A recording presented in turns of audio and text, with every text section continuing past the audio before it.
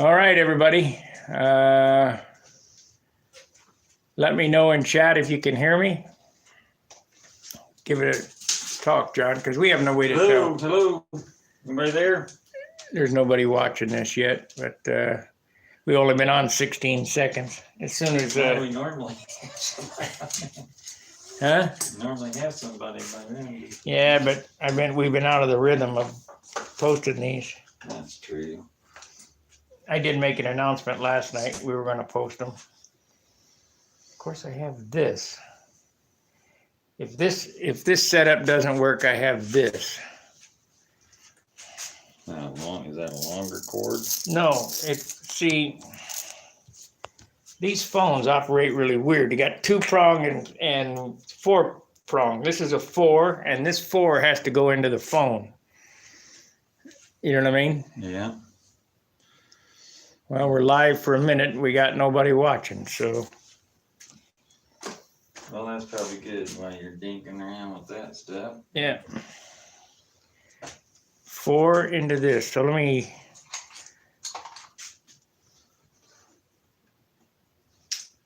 Oh, that's for a speaker, and that's for a microphone.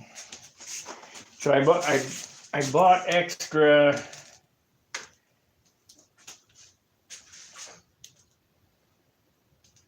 Here's what I can do. Let's see here. I can plug this one in because I know this works. Okay, guys, let me know. Can you hear us? Because we're having microphone issues. Got one watcher. Just any message would let me know that you can hear us. Let me take this out. We'll plug this in. This. Okay, I know this works. That goes to speaker. This goes to microphone. I know that this works. Somebody said something, I think. Yes, they can hear. Audio is good. Oh, okay. Good, all right. Let's go back the other way then.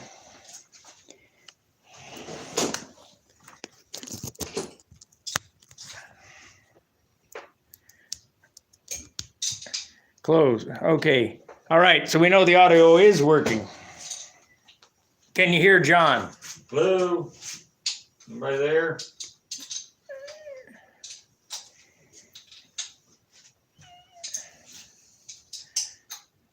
Yes, okay, they can hear you. Okay, great. Man, all these little wires and things. Bag of tricks. This is a nut trick. I wonder if I got one that's SAE.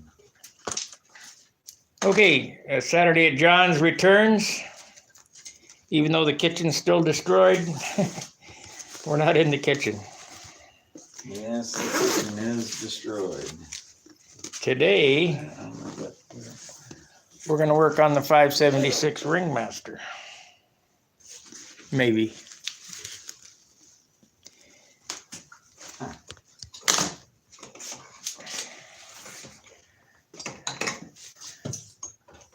Make sure to like, subscribe, share.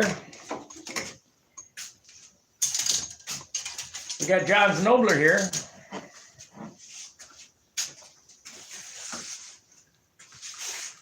Did you see what I did with the trophies that I got? Yeah, you did the blackening on them. Yeah, I'm thinking about taking gold leaf and putting gold leaf in the AMA circle. That'd be neat. Where happened to my damn little duck-billed pliers? It's off swimming. They're not in their hole. Can't blame me, I haven't been here. Or you could, but it won't do any good. All right. So bear with us while we get underway, because this is all brand new again.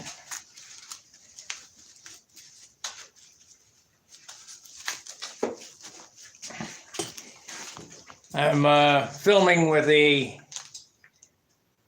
crappy LG phone. Went out and got another phone today because these are terrible. Absolutely.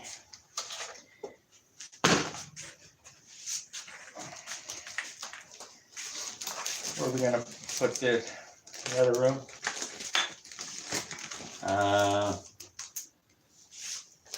Maybe. You need to do a pressure tap. Pressure tap. Oh.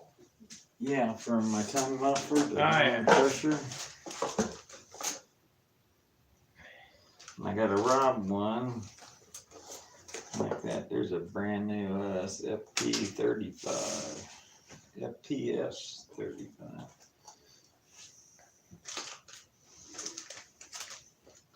I think this was Byron Barker. There's no marks on it.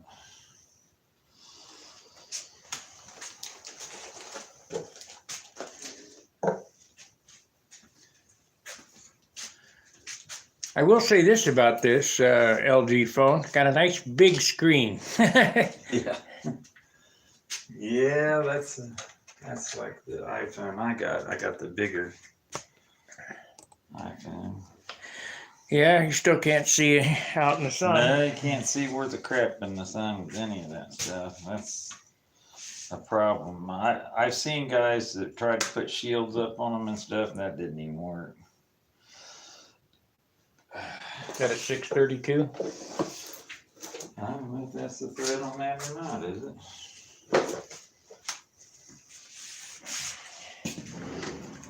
Might be metric. Might be. Metric sound might be.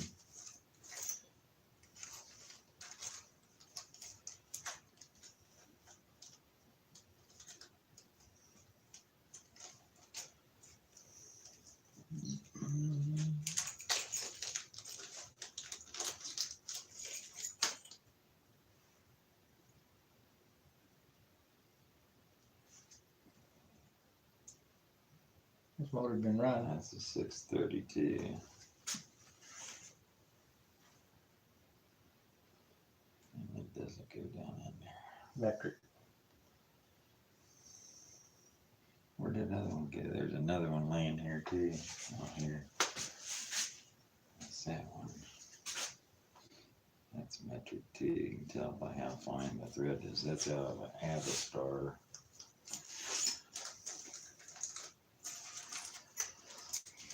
Well, you could thread it with 632 and JB welded. I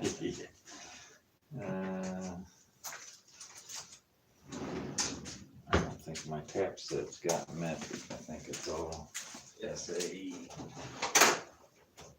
Yeah, I don't have any metric taps.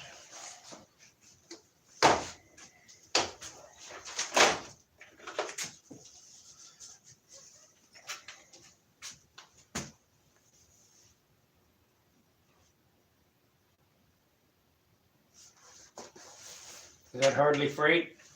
Yeah, it's hardly free. Yeah, see, that's a 32. Try that in there once and see.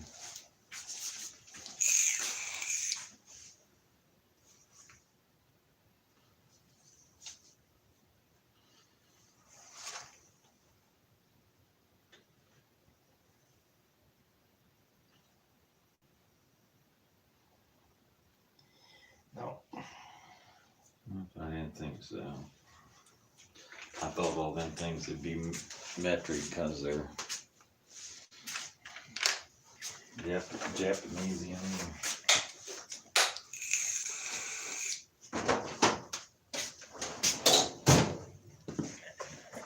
Well, let's see if anybody said anything today. Sparky, please send some details of the wheel pants on the loader there. How is it attached to the landing gear wire? Well, first off, they are not wire gear. And second off, they're attached with 2 screws. The axle goes through, and then there's a anti-rotation screw on the side there. Maybe John can tell you a little more. That's pretty much it. There's on that little 632 anti-rotation screw in there, there's a T-nut on the inside of the wheel pant that screws into. And in the inside of the wheel pant's a piece of plywood right there where all that stuff goes through it. And it's sort of keyed in there also because when I made them, I sort of made this wood thicker so that this square part of this aluminum gear sort of keys into the wheel pant. You can see it better on this wheel pant, this side here. You can't really move it around. It's recessed into the wheel pant here, so it's flush. And that sort of keys the wheel pant on there also, along with this little 632 bolt back here. But there, like I said, there's a T-nut on the inside here and a little piece of plywood, 16th inch plywood. And then that T-nut actually goes in this hole in this aluminum gear because it sticks out thicker than the plywood. So it sort of keys into the aluminum, and then it's ground off flush, and then this just sort of cinches it in place. And then the axle bolt's got a nut. That's a fully threaded 1.25 inch. Which are 1.5 inch, 1 3/8, something like that. I don't know, whatever it is. All threads are very hard to find that long. Yeah, but it's threaded all the way up to the head, and then the the aluminum is tapped. And so I thread that in there, and then there's a nut on it, a nylon lock nut to keep the wheels from walking. Yeah, and then there's a washer, then the wheel, then a washer, then another nylon lock nut on the other side. They're a pain in the butt to put together and get working right, but it leaves you with no hole on the outside. You don't have to take your wheel pants apart. You do have to use these real little narrow wheels in order to get all that stuff down in there.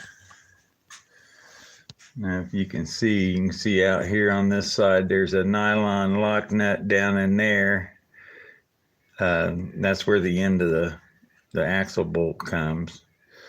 And then on the inside, you got a washer and a nylon lock nut down inside there. And you probably can't see the rest of it. But yeah.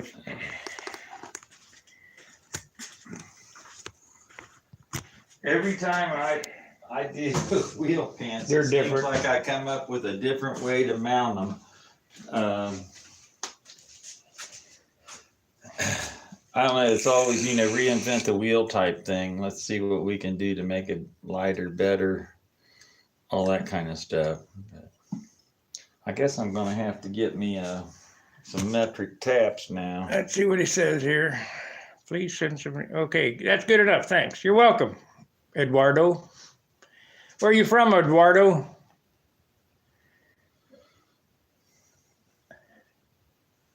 We gotta wait now. He's typing. Type.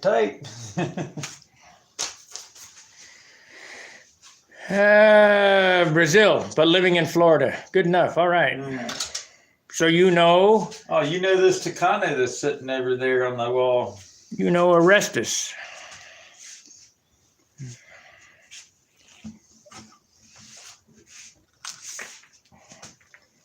Yeah.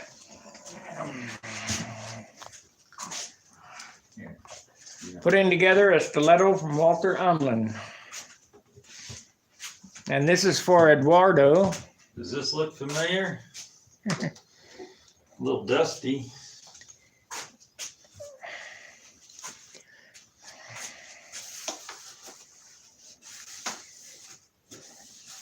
Been sitting where my saw. Yep, the Takano is from Brazil.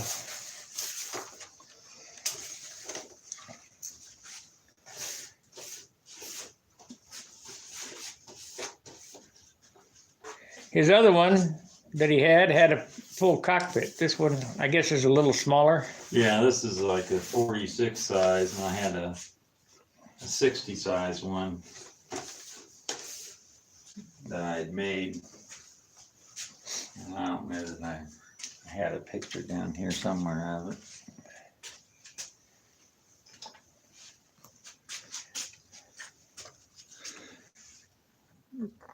This was the 60 size one.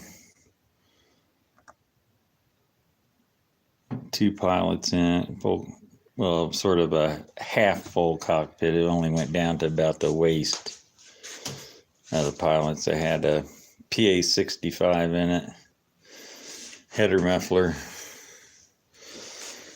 Has one of the pilots out of it.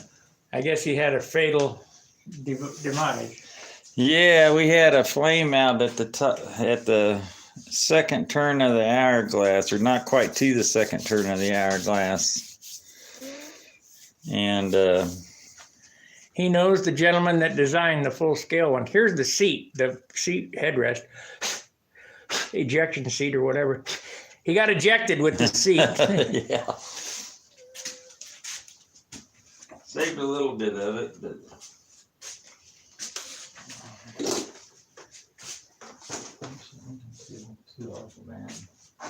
Need to work on that. I need to stick a 60 in this one. Super Tiger? Yeah, or something. We probably can muster up Super Tiger 60. You might have to cut the nose up some to get it in there. I don't know. I think that's a Super Tiger 46 that's in that one right now. You cut the top from on the nose, cut the top down to the engine bearers and then forward so you can get in there, and then just grind a little bevel on top of the mounts so that the case will clear, and re-drill the holes and then glue it back together and finish it off. That'd probably... if I ever... It really doesn't have enough wing area, because I really tried to do the Al Raby thing on that with a more scale looking wing.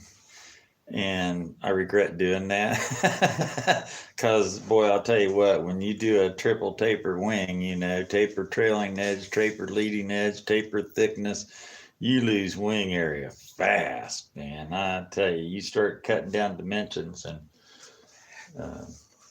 see, the wing tip on that thing is probably only 6 inches, including the flaps. And I whipped out the Bearcat plans last night.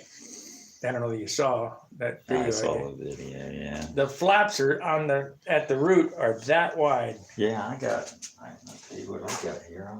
Let me see if I can find it. I've got the critical mass plan.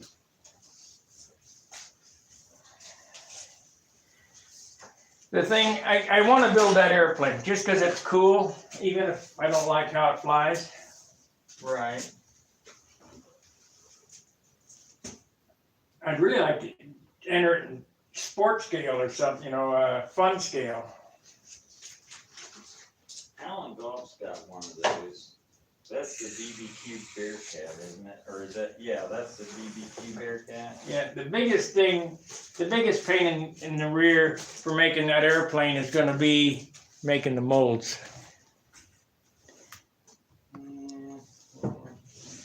They're not that hard. We got 7 watchers and only 1 thumbs up. Hit that like button. It helps the channel metrics. See, what happens is the more likes that the video gets, the more that it will be represented in suggested search. So the more that it's suggested in suggested search, the more people who are flying control line will find this channel. Because not everybody knows about Stunt Hanger, but a lot do.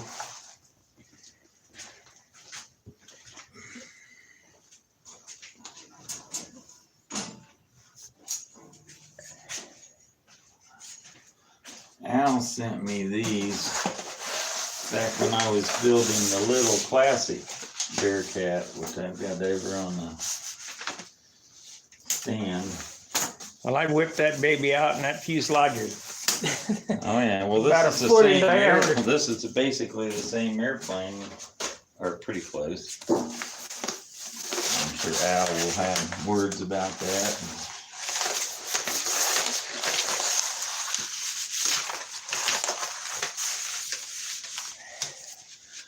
It's even got the tank layout and all that. That's the critical mass, and it's 6 inches from the top to the bottom of the fuselage, just in the height. And the width is every bit of probably 5 inches on the width, so this thing is huge. Let's see here, right here, 7 inches. 7 inches. The cow, at the back of the cow, is 6.5. In front of the cow, 6 inches. So, guys, take a Cool Whip bowl, basically. It's about that size. I think I like this airplane better than the Bearcat itself, but it's 19-inch hinge to hinge. With a 6-inch nose moment. Yeah, probably not even 6 inches. Yeah, 6 inches. So I think he ended up with a Sato 91 or something in this airplane, a big Sato motor for nose weight. So actually the nose needs to be an inch longer. At least. At least. He thought he was going to do that. Well, he told me he was going to do that, but it distracted from the scale look of it, and he didn't like it. So I was really in trying to make these things to try to look as much like the real airplane as possible. This airplane actually has a pretty small elevator and stab on it. I mean, Yeah. It's compared to what we're flying on modern stunt planes. Measure it's for center livable. line. It's 24 inches, 22 inches. 22 inches. And it's only 3.5. Yeah, not quite 3.5. And 3. 3.5 for the stab and 3 for the elevator, for the flippers. Yeah, but if you make this any bigger, then it becomes extra tail heavy. Yeah, therein lies the problem. Here's the big thing too. Look at the size of this fin and rudder. 12 inches tall. Fin and rudder is huge. But to get that real look, and I know what Al did, and I think he shows it in some of his videos, is he made these all different sizes out of paper, and then he would stick them on there and look at them and see if they looked right to him, if they looked scaled to him. And if they didn't, it got put to the side. And I think this is even signed by him. Signed plans. But this was a neat airplane. This airplane, I think, if I remember right, he said it had a few problems that he had to work out of it. They weren't super severe problems, but Yeah, that it was 108 ounces. Yeah, heavyweight for one. Yeah, you got to be really on your toes when you build some of these semi-scale airplanes, because they got a tendency, no matter what, just to build heavy. And it's the detail and all that stuff that you put into them, the paint. I mean, lots of paint. Yeah, epoxy. This plane, for instance, it had split flaps on it. And it had another 1/8-inch control horn wire in here. That's a lot of weight in itself. A couple hinges for that wire, plus the wire. All of his bulkheads were, I think, 1/8-inch balsa wood with 64th-inch plywood sheeted on one side of them to make sort of a composite bulkhead.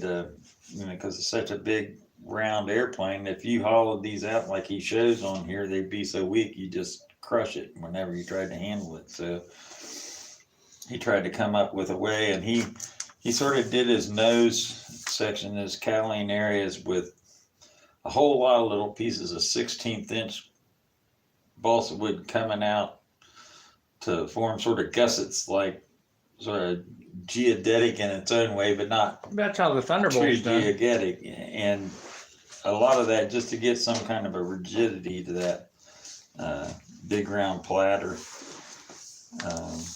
This still even has his old landing gear in it, the old style with the tubes wrapped with wire.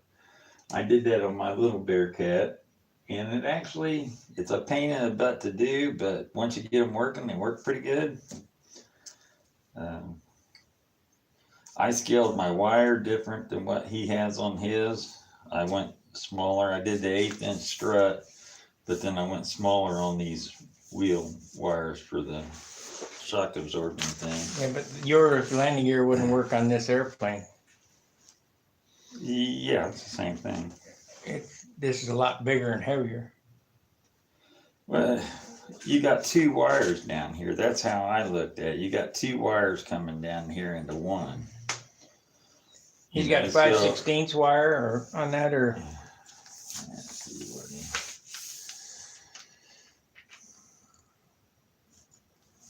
not 5/16. 3/32 or something. No, 3/32 is smaller than 1/8. It would be Well, the center one. 5/32. The center right? one's 1/8, I think. What does it say there? Right. This is for the. Well, oh, there. Look over there. What does it say there? Doesn't say anything. Those are just bin dimensions. Picture showing all 1/8" wire for this. So I went 1/8" for the center with a thinner wire for these 2 outer pieces. Since they come down and form one, Yeah.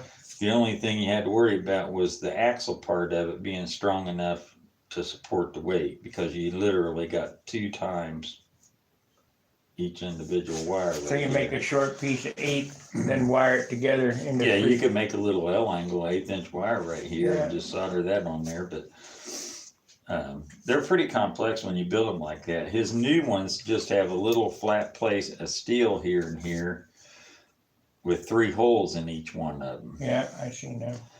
And then it's much simpler to put on, and these are 3 pieces of Springs. tubing. Where's the spring? And then that's the springs right here.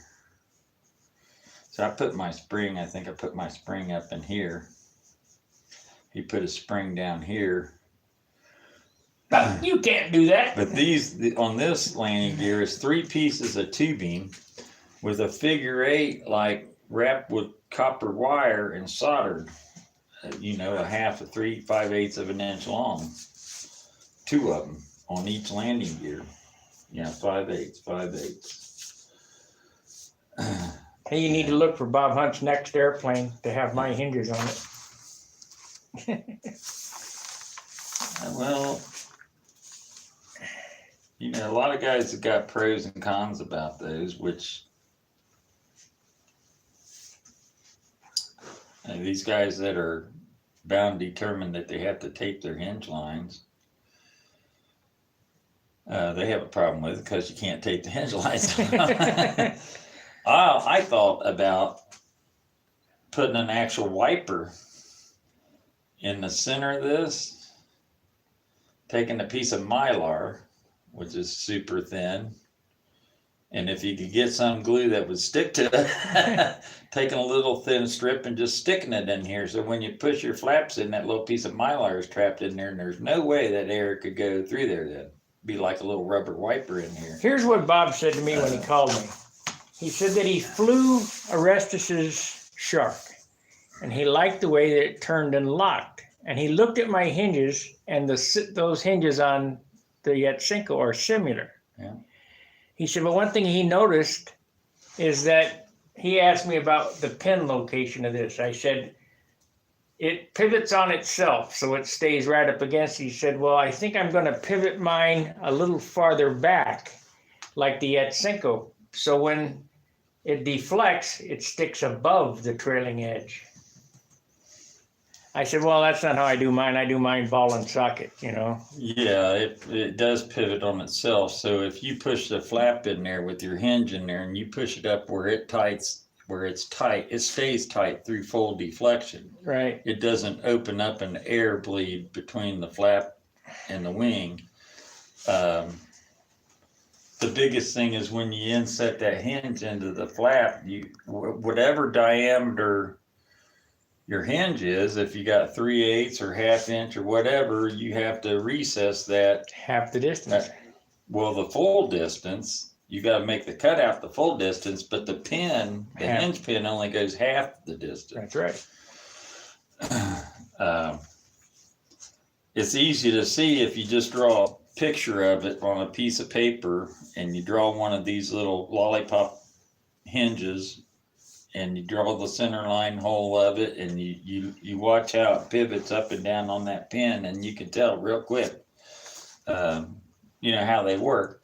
The nice thing about them is they're not a big wide plastic hinge, which weighs more. It's wood to wood. It's wood. They glue in easy. They paint easy. And you can make however much slop in that pin that you want. Mm-hmm.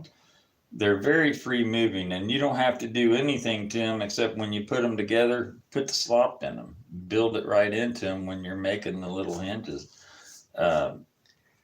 They work very free. We've done them a couple different ways. Install them in the flaps and everything permanent before you finish the flaps off, or I decided to do it a different way where I cut a slot down the face of the flap and I put my flaps in wherever, and then I put ingrained balsa wood in those little grooves and I just left it out wherever the hinge pin went in. Well, Bob, I think I'm going to try this too. Bob's going to do it like that, run a groove all the way down and then put a wire so he can remove a full length wire. Yeah, that would be another way. That you could do that. Because we talked about that. And so when you put the wood in to fill that hole, you just put it in halfway, so you're leaving a channel in there. Leave a channel down there. It'd be just as easy. It's super easy that way. But the reason why I wanted to do that, because I had these little paint stands that have a little piece of plywood on it, and I could paint my flaps and everything complete and finish them all but that one little spot where that wire went in on each hinge. And then all I had to do was, once I'm to that clear stage, go in there and deflect the flap, paint that little slot, whatever color it needs to be painted, and stick a little clear on it, and it's pretty much hidden. Unless you're really at full deflection of your flaps. I don't even know if you can even tell with them. Probably maybe just barely if you're really looking hard. You can't. But either way, You can't believe. I remember the day that I dreamt, that I come up with that, because it was told to me 25 years before. And I couldn't grasp it. And I just happened to be sitting on the couch one day and I got it!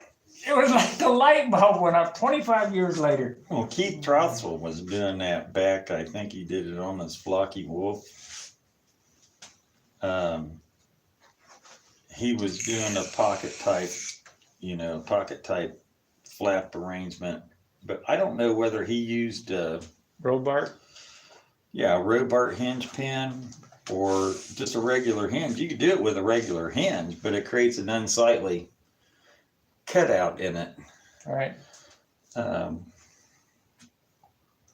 But he probably used Robart hinge pins on them, but it's the same principle. I tried Robart, and the reason why I didn't use Robart is because there's no way to index the damn things. Did you ever find one that actually flopped free? No. You got to take them apart. Yeah, and they got a rivet. Right. It's a rivet for a hinge is a rivet, and they're always tight, and you can never get them to just flop. And that's what I didn't use them. I think I used them on one airplane, and it was on the elevator. I used the real little teeny ones. But I didn't like it because they bound so bad, and there's no way of freeing them up. No matter what you did, you couldn't mess with that rivet. You have to drill them apart, take them apart, and then sand them. And then try to do some kind of re-rivet job on them. It just seemed like too much of a pain to me. So I said, if I'm going to go through that, might as well, just do what Sparky's doing and make the whole thing. Or there's a vendor on his website in the back that'll laser cut those things. You want to make them The same thickness the as the same flap. thickness as your flap. So if your flap tapers from 1/2 inch to 1/4 inch, then you need 1/2, 3/8, and 1/4. For it to look right. That won't work. Yeah, well. No, it won't. Think about it. Well, the hinge line location seems to change on it, but Yeah. I think that it'll work fine. All you got to do is sand them. But yeah, you can put them in there and sand them flush with the top of the flaps, but Yeah. most of these stunt planes are pretty much an even trailing edge on them. So it's 1/2 inch all the way from the root to the tip.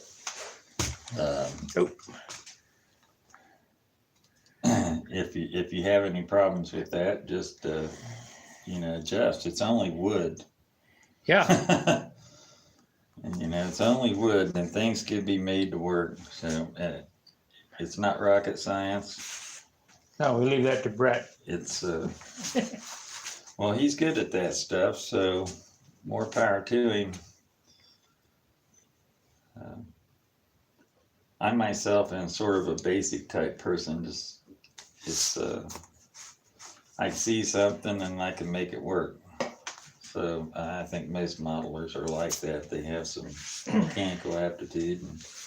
I'm going to give a plug to a YouTube channel that everybody needs to go watch. And I told John about this. It's called Project Farm. Look it up on YouTube. Project Farm. Let them know Stunt Hanger sent you. The guy tests products legitimately. He's not sponsored by anybody. So if you want to know which white glue is best, he did a test on that too. Which white glue is best, which epoxy is the best, JB Weld. If you want to know if a motor will run on kerosene or what he's hand sanitizer, you suggest a project, and if he gets enough requests for it, he'll make it work. And he pays for the stuff out of his own pocket. He's not sponsored by anybody, so he can give a real objective opinion. So if you want to know how a torque wrench works, he does a lot of Harbor Freight reviews. Does this tool worth the money? Torques bits and all kind of stuff. We watched one where he tried to JB weld a connecting rod on the lawnmower motor, and didn't work. It didn't work, but he gave it a shot. He cleaned everything up. He showed the whole shebang and how he cleaned it all up. He showed the putting it back together, the starting of the motor and everything. It started and ran for a few seconds, didn't do anything, and then it stalled, and then he had to start again, and then it blew off there. But pretty interesting to watch this guy. For you electric guys, he has some tests on lithium batteries and ampere hours and just whatever you want to know about. He's probably got 2,000 or 3,000 videos. They're short videos, 15 minutes. Yeah. And which duct tape is best?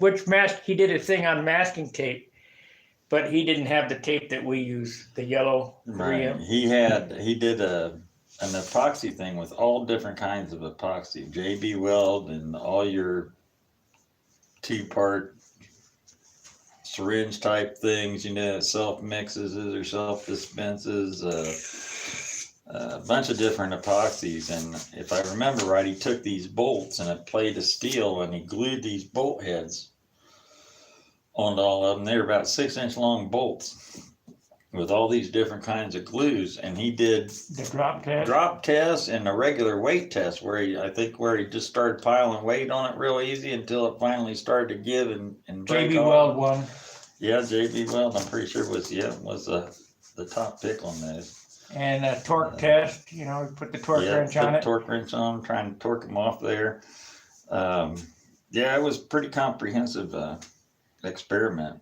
So that's Project Farm. Tell them Stunt Hanger sent you. Well, those are just an example of some of the stuff that. Yeah, there's a lot on there.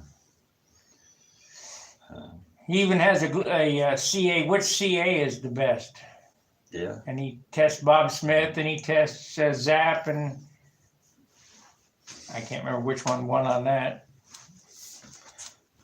But, And either way, you gonna break that Bearcat thing out, or are you gonna do work on that? Bearcat thing's at home. Oh, okay. I'm not. Ringmaster 576. Yeah, we're gonna put that together. This is nice of Al. Thank you, Al, for sending me this plan when I was building my Bearcat.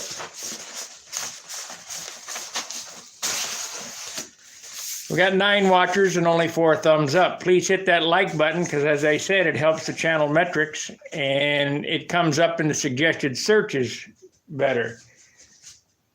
It's not that we're making any money on this, believe me, going out backwards. I got to call the server for Stunt Hanger this in the next week.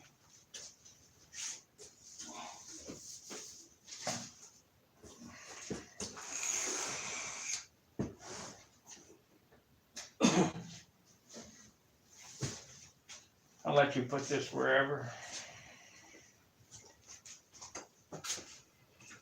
Well, I can't tap the dang thing, so thought this might. I sort of figured they weren't SAE.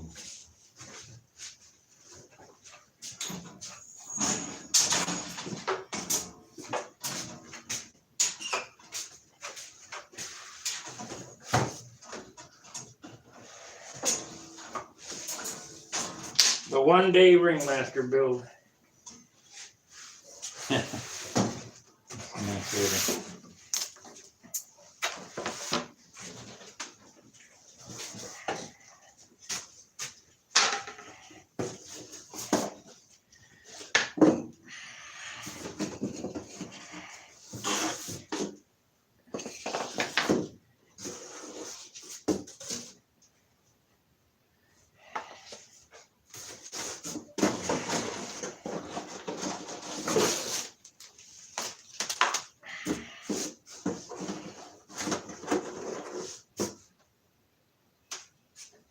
And we got hinges down there.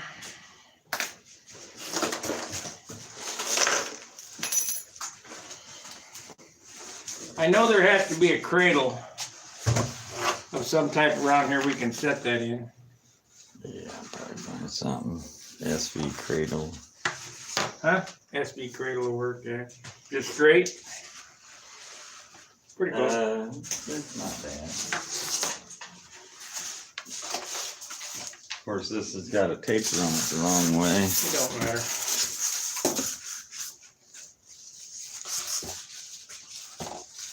Just something to keep it up off the table. So, really, let's see here.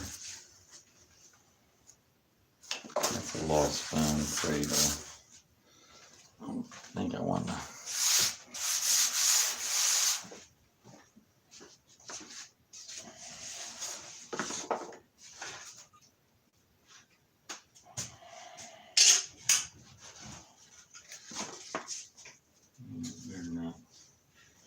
Better not cut that up.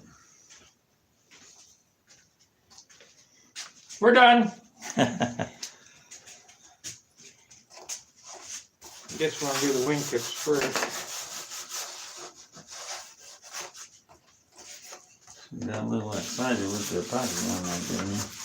Yeah, I want to make sure it sticks. It'll be fine.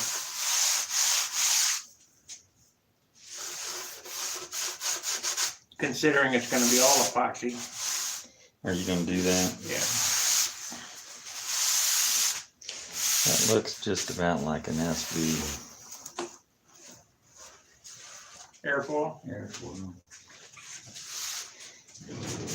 Was there nothing that hasn't been done?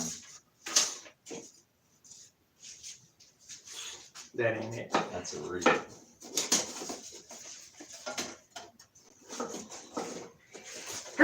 COVID.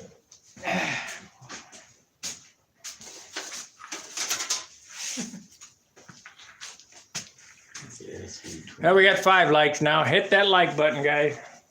Pretty close. It's different. It's quite a bit different. SV's thicker, same leading edge. SV's shorter on cord. Not here. I imagine that, well, I've seen that airplane fly, so I know that it flies pretty doggone good. This one? Yeah. Isn't that what Joe Gilbert flies? I don't know. I think this airplane he flies. I think he flies the, who designed the Ringmaster, that guy? Pat Johnson. Oh, now I got brain lock. Yes. Same guy that did the Oriental, isn't it? Didn't D. Rice do the Oriental? Well, maybe it was. But it's not. That's not who did the Ringmaster. The original Ringmaster. I think Pat Johnson drew these plans up for this. I think we don't have the plans here.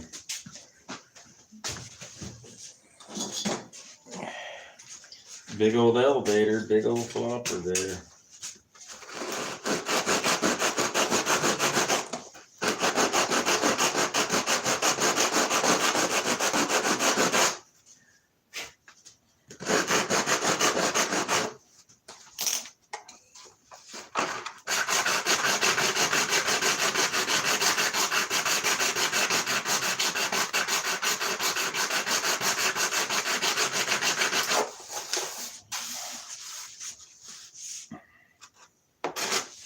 I guess you intend to fly off a lot of grass, eh?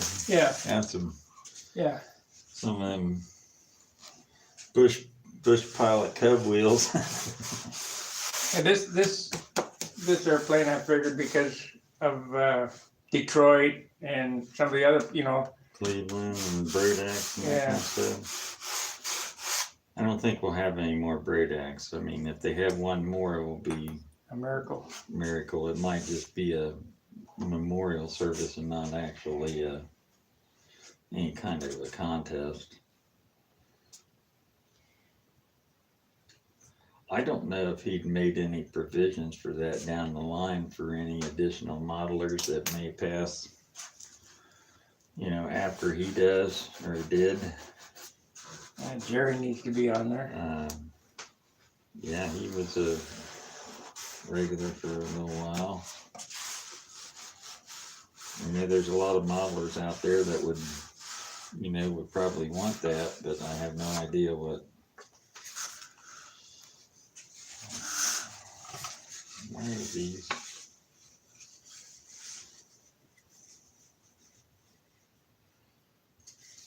These are way different in every way.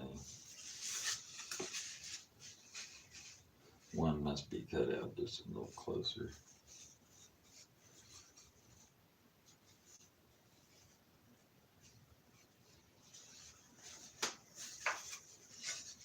Yeah, one's an inside or an outside.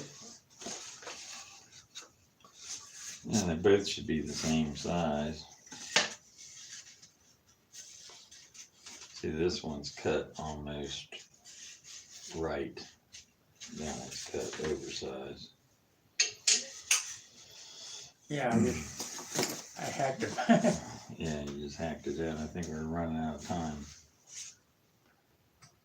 Yeah, that was going to be my Brodak plane for last year. Yeah.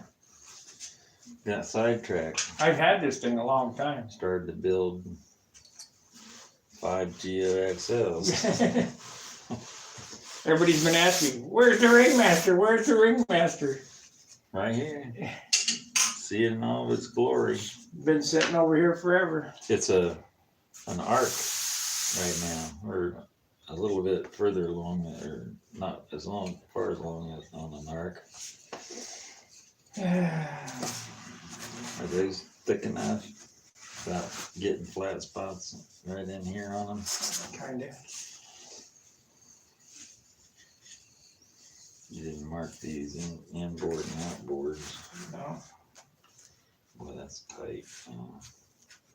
Yeah, that's all wood ahead. Matter of fact, this came with the kit. Pretty Well, nice wood. ain't nothing, it doesn't feel too bad. Ain't nothing to do but tack them on there and sand them to shape. Sanding, more sanding. I'll do one side, you do the other.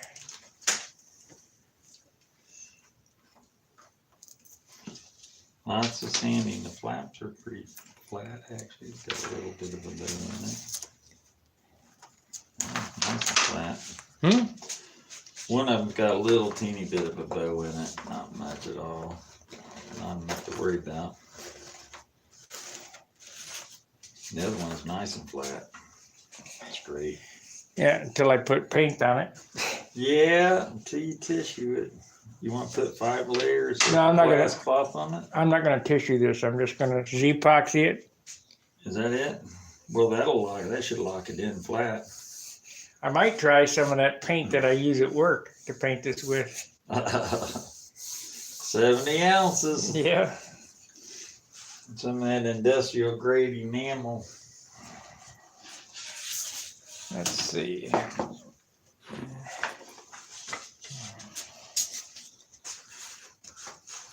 So you have to watch you go eat that foam up, that super glue. I don't think I have. I don't know if this is foam safe. I'll put a drop on this right here. That's thin. That's a medium or something. Super thin. Well, there we go. We got 6 likes, 7 watchers, meaning one of you guys ain't pushed the button. I think that stuff's done gone bad on me. Probably uses medium on that. Takes a little longer to dry, but Put a drop on there or whatever. That's exactly where I want it, right there. I don't know if this will penetrate. This is medium.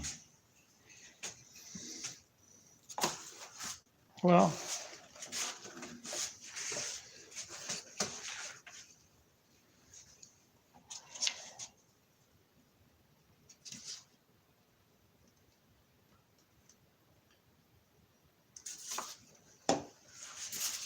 we got to hold this here, right like so.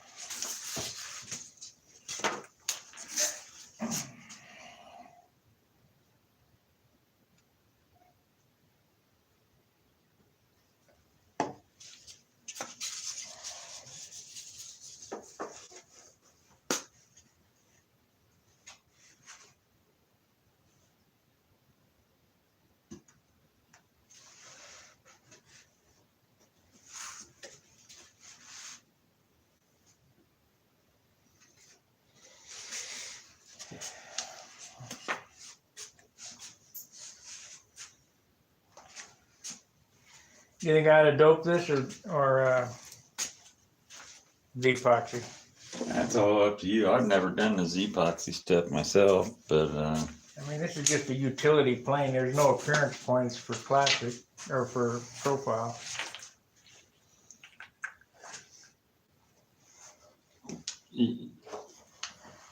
are you still going to tissue it? Oh, or just Z-epoxy? Z-epoxy. We don't get no tissue. Well, I don't know.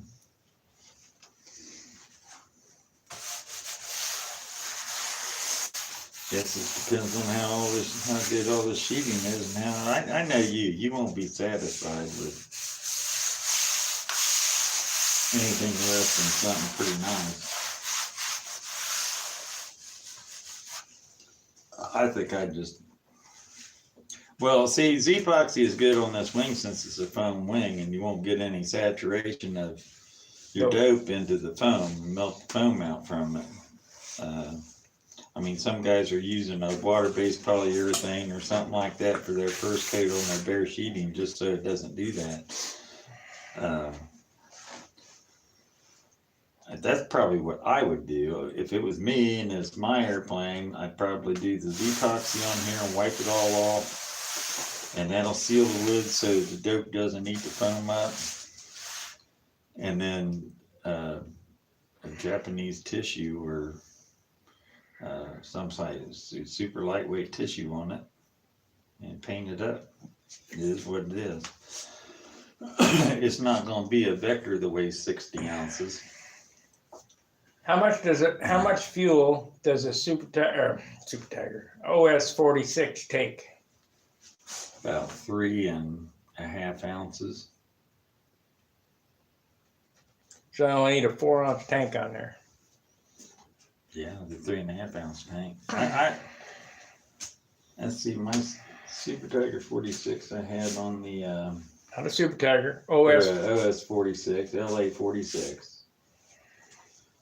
for I think it was 3 5/8 ounces for the whole pattern, and that was on a Top Flight Tutor 2, the big ARF Tutor. So it needs a 4-ounce tank. You got one hanging around there we can measure? I need to drill some type of mounting holes and make some type of adjustable bracket. Well, they're 4 inches long. You know, 1 by 2 by 4 is 4-ounce tank.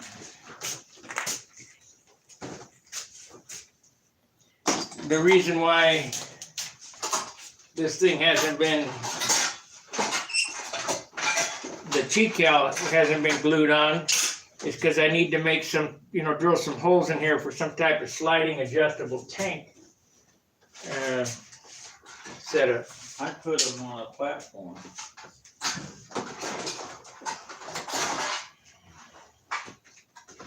Okay, so just drill 2 holes in it, and You don't have to drill anything in it. you gotta have something to bolt to. You screw a nutsert into it. Screw a nutsert. I make a plywood plate. That has that. And then the tank zip ties onto the plywood plate. And then the plywood plate's got either a front and back tab or a couple top and bottom ones that are slotted where you can slide it up and down. Okay, so I got to drill a hole through here to put a blind nut on it. So that this can bolt to this. No, you really don't need to bolt it all the way through. You can use a nutsert. It's a little brass. You know what a nutsert is? You mean them brass thread certs? Yeah. Yeah. It'd be best just to drill a hole all the way through. That's all I did. These right here. These little buggers right there.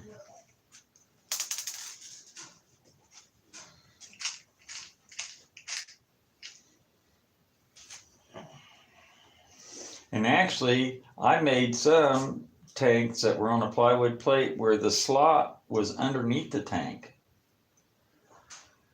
which was sort of a pain in the butt because you wasted a couple wire ties every time you had to adjust the tank, but it was all hidden nuts and bolts, you couldn't see where they were at. We don't care about that.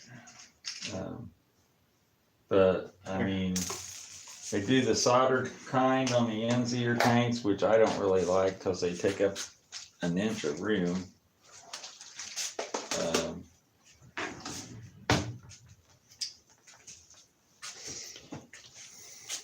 I know that Tom. What do you got there lengthwise? Not much. 4 inches.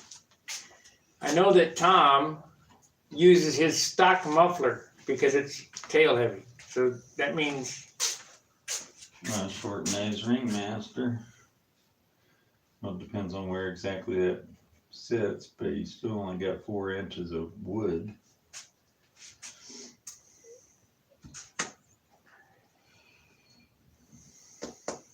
I say just drill a hole through it and put a blind nut on the other side and then mount the T-cal. But if you think them nutserts will work, put one right there, so we can make some type of platform. And then I'll glue the, You can add them anytime. If you're using that search, you can put them on anytime. You can wait until you get your plywood plate made and all that stuff, and then put it on there where it's real close, you know, make it all center line and mark your holes. And okay, so I can go ahead and glue this on then, is what you're saying. yeah. Are you putting that on both sides? Is that what he's calling for in his? Yep. Got a cheek L on the outside. And then you got a cutout for the motor and tank. Kind of weird. Why don't you just put a plastic tank on it, and that way you can just do the twist of uniflow to get your tank height adjustment, and then you can just make this hole in here just the size of the tank so it fits in there real tight. Then all you need is a little strap.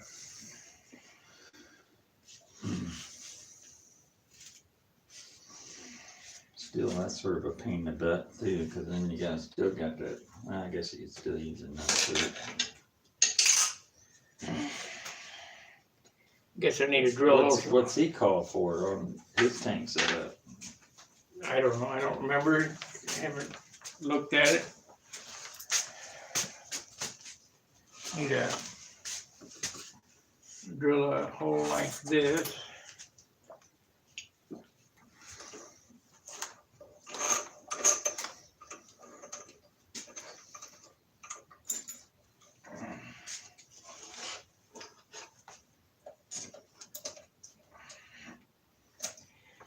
You know, this ain't getting done today, but had to do something. This is as good as anything for Saturday at John.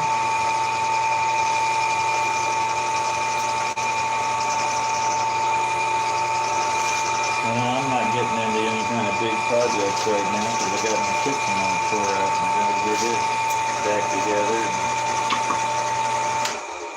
There's my ball reamer that I made. Uh-huh. Yeah. When do you make that? Here a little while ago. You feel this. You ready? Strike it. Feel over that slot. Yeah. And pop that. That's a ball out of one of my ball links. Right. Pop that in there and twist that, and that'll sort of eat a little bit of plastic out of there and make them tight ball links that you got free up.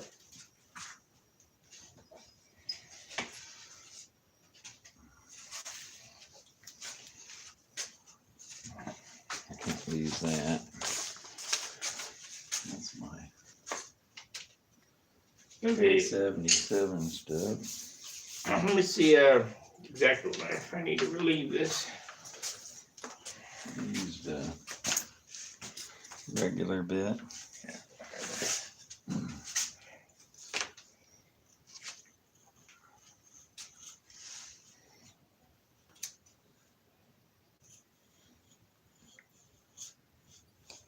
Yeah, you're right. I'll probably end up painting it.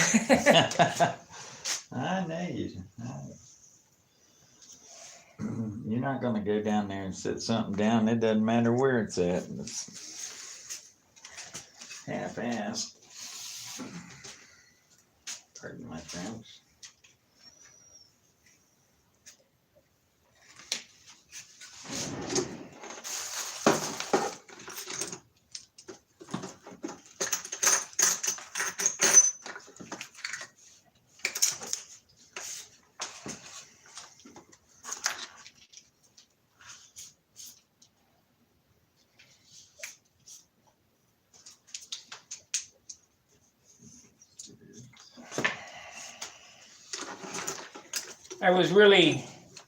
I really was surprised to win both those.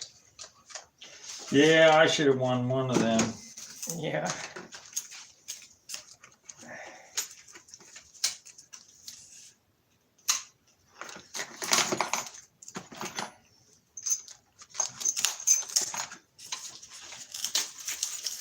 I figured I'd get one of them, but not both.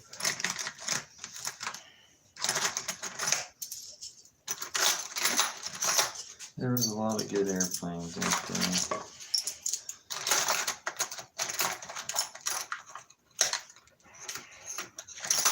Well, one thing that chaps me, and I'm glad that it didn't happen, not that it's not a nice airplane, is the monocoque Aries. Yeah, it's a nice airplane. They didn't have monocoque in '64. No, not that I know of.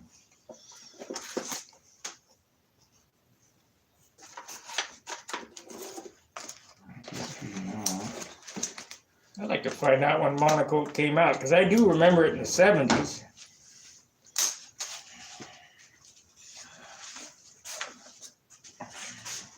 Couldn't tell you.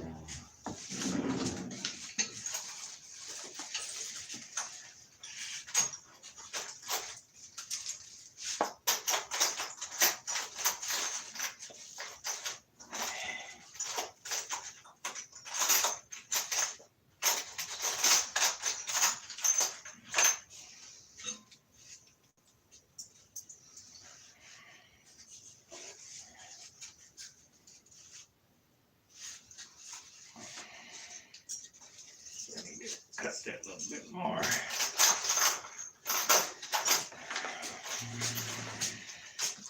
Well, are you guys bored to death with Saturday at John's?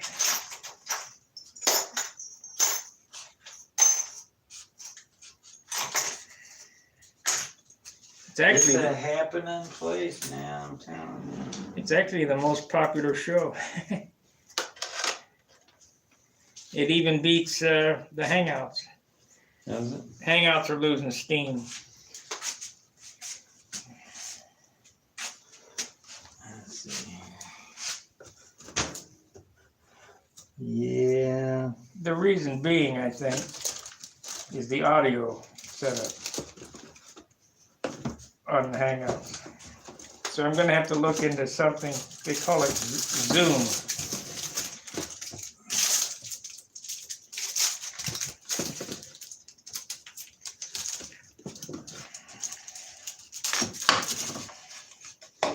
Zoom. Yeah, Zoom meeting.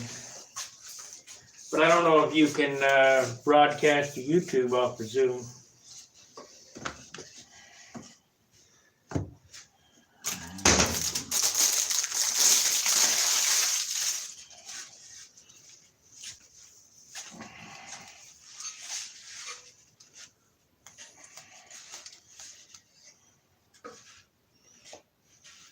I cannot get that thing to go down on there. Why?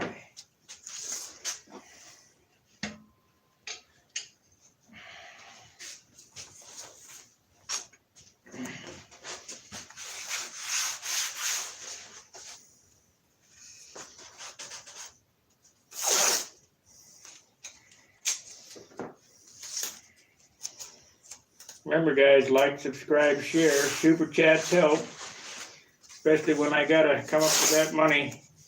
And I won't get it on super chat for a month. So you can go to Stunt Hanger and hit the support icon there, become a supporting member of Stunt Hanger. That'll help me with the big dollars I got to come up with this week.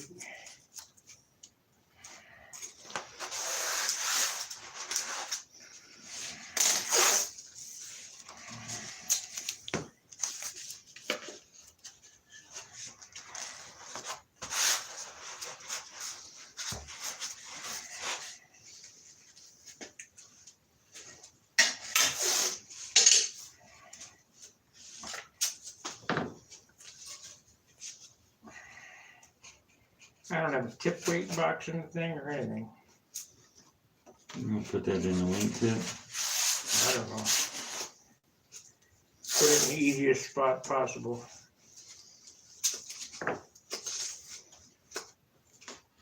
I think I started this airplane a week before Brodak. Last year. Yeah. Yeah. I think you did too.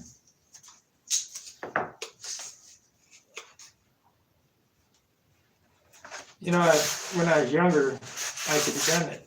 Expectations were high, but can't do it now.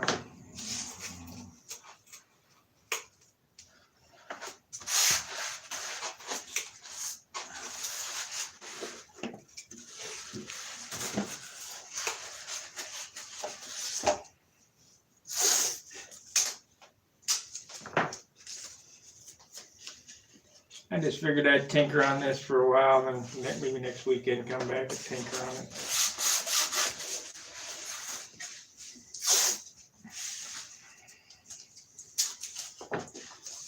Well, next weekend, Oh, we're gonna. we got a stunt contest, the 8th and 9th, or 9th and 10th, or 8th and 9th. Where's it at? Here in Dayton, Wires Garden Center. Dayton Buzzards. Well, then that's what I'll be doing. Stunt contest.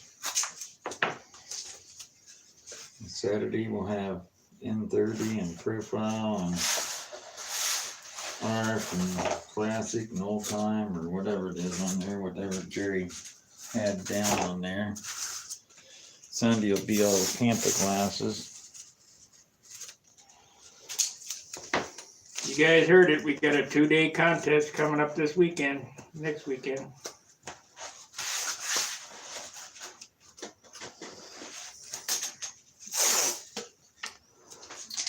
Week from today. Park opens at 8 o'clock in the morning.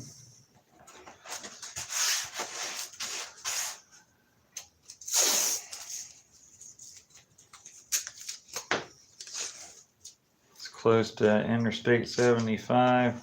I hope Mike Schmidt shows up so I can show him that it's on Mike Schmidt Parkway. You live here and didn't even know I that. haven't seen that yet.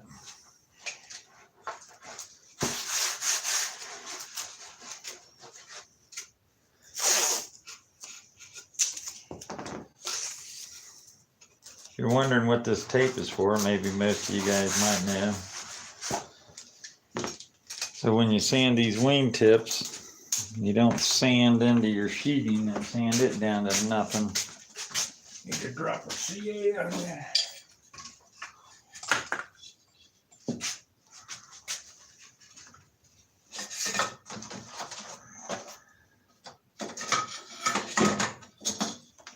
And we need to roll that a little more.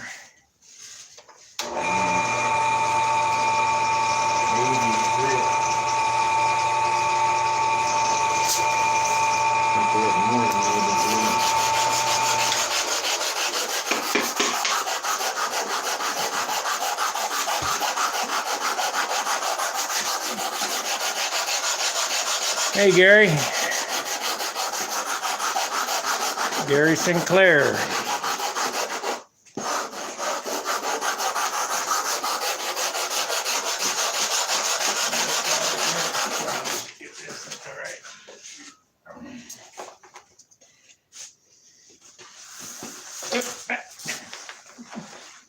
Am I hanging you? Yeah.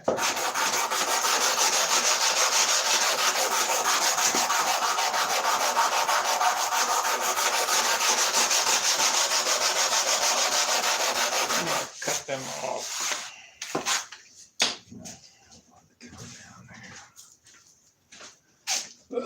I need a cut-off wheel on a Dremel.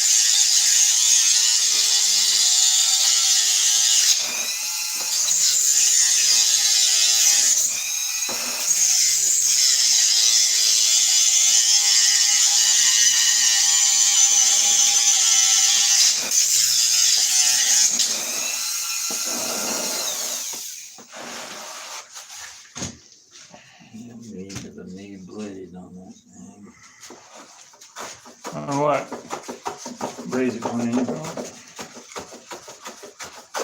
You got them? Because if you don't, I got some at home. Next time I come over, I'll bring you some. I think I got one. Okay, we got that finally to lay down.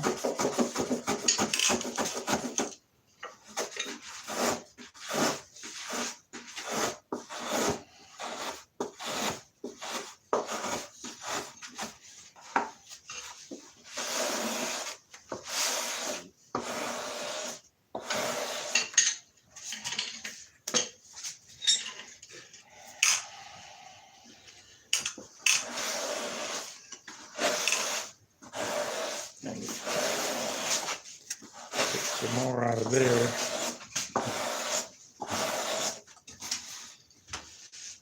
Yeah, better put a new one in there. Pull this forward.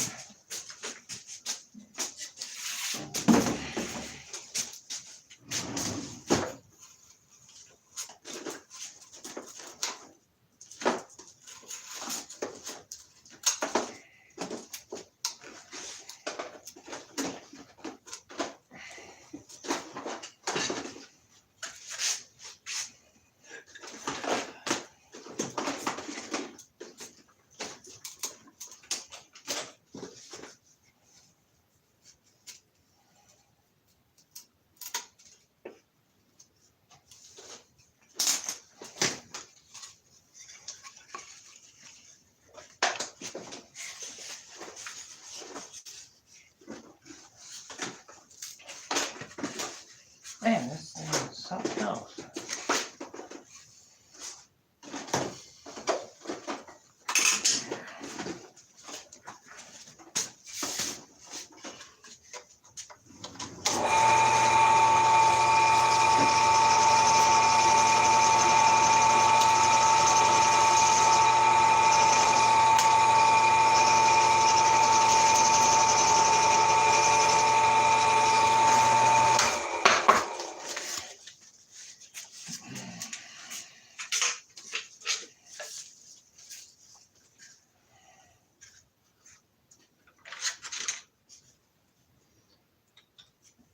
I'm gonna have to fill that hole now.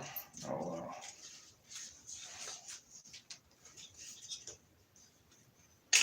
Too bad they didn't sharpen these blades on both edges. Well, then wouldn't have to buy them. Yeah. I mean, that's not how it works.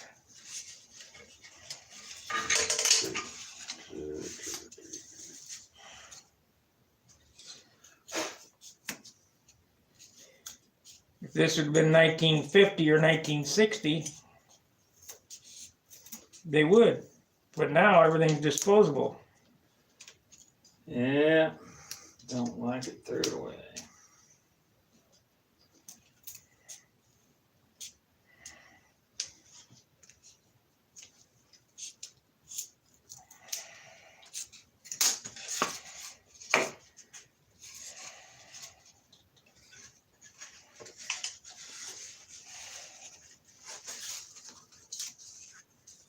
Yay! Man, it took a lot of carbon to get that thing to fit on there without a problem. You don't have one of them big wood vice clamps, do you? No.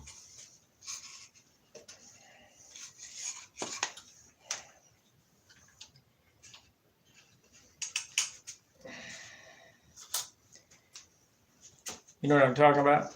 Yeah. Sometimes they have 2 screws on them.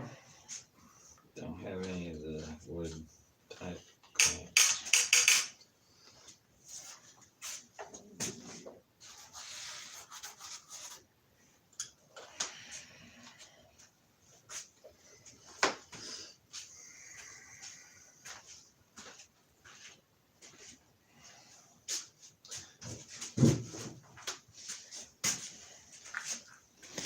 Let's see what we got here. We've been on it 1 hour, 19 minutes.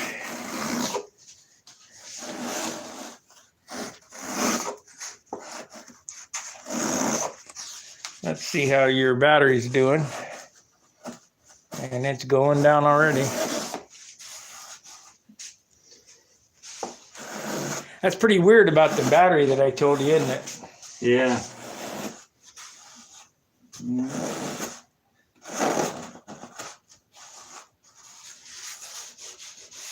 When those batteries go dead, we're gonna do a test. When I put new batteries in it, because I got another set. See how long they last. Huh? See how long they last. No, the bounce test. Oh, yeah. See if they're charged. Yeah. I talked about Project Farm, and this guy taught me something that I didn't know.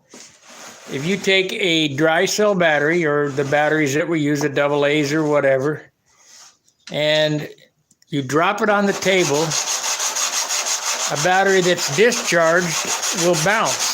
A battery that's charged just goes thunk. Like a little lead weight. Yeah, we're going to give that a test here when John's batteries go dead.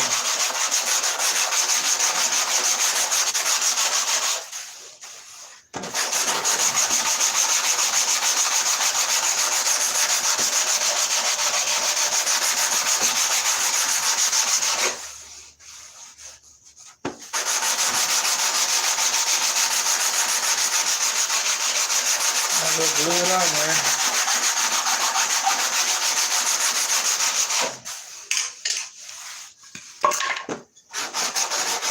Okay.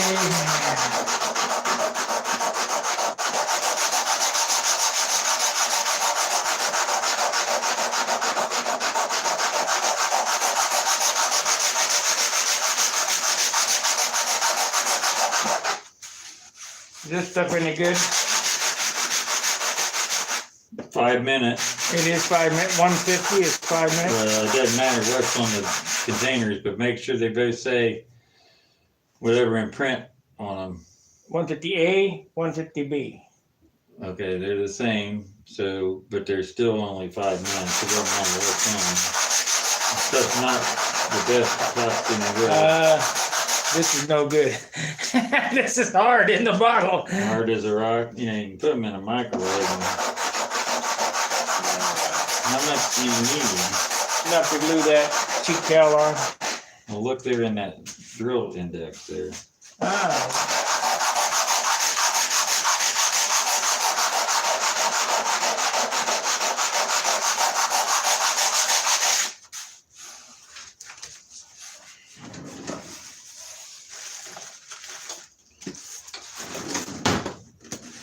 Where do you keep them cards?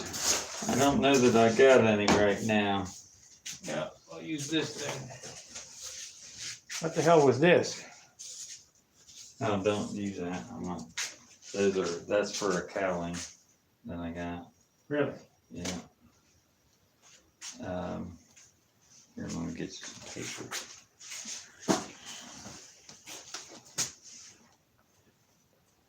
Really ain't much in here.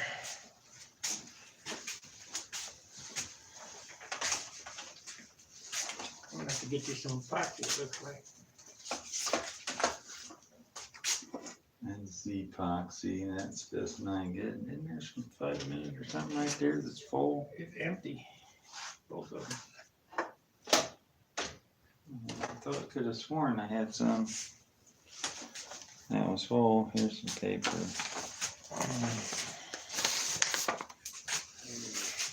What's that Z-epoxy down there? Is that bad? Might be bad in the box. It's hard as a rock. One of them is anyway. The resin, the hardener is still good, but the Well, that's all. It just needs to be microwaved. Oh, damn it.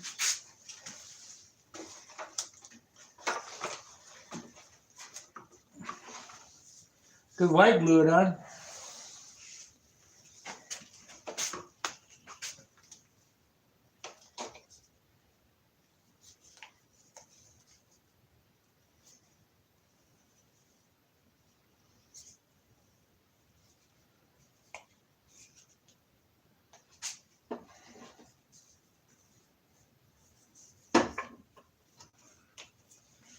Okay.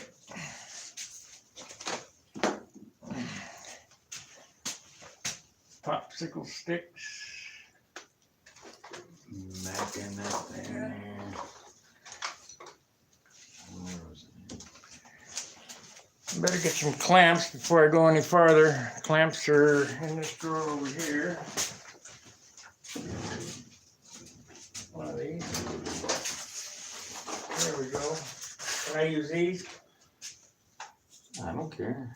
I will use these. Well, use. Just Pro Grips.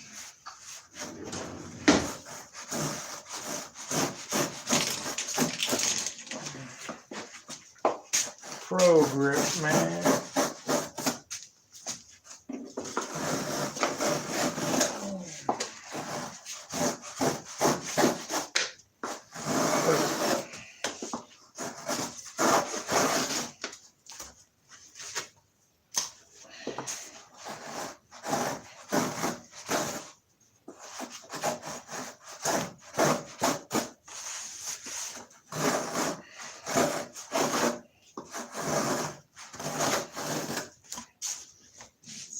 Of course.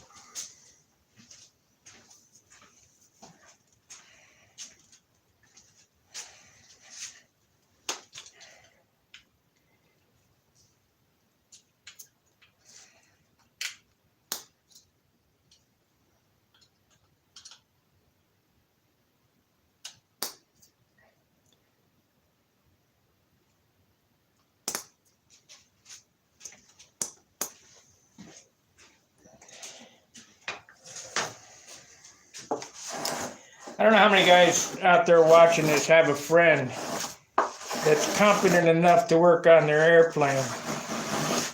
But I think that John is the only one in my life that ever let it work on my airplane.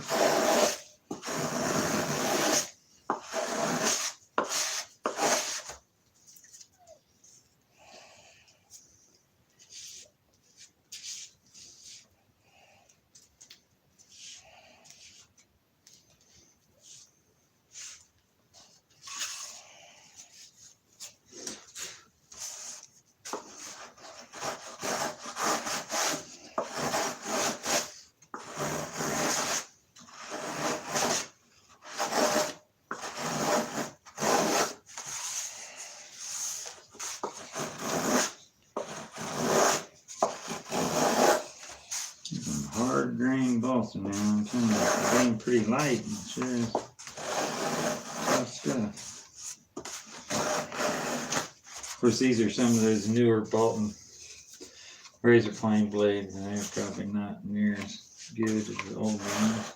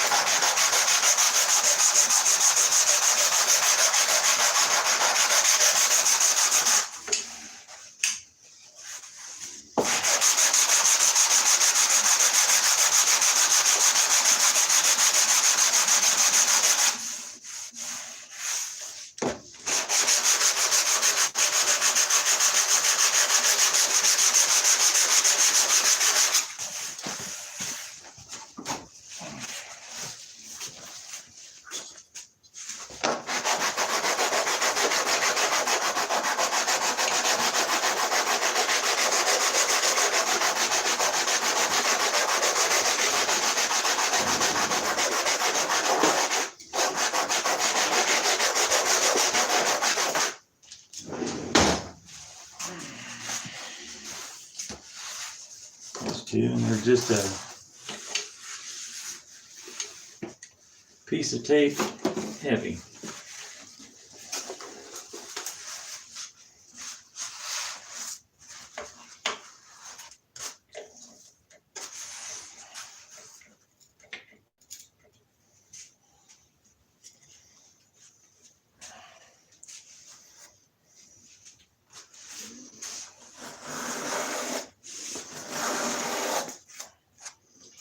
Dang it.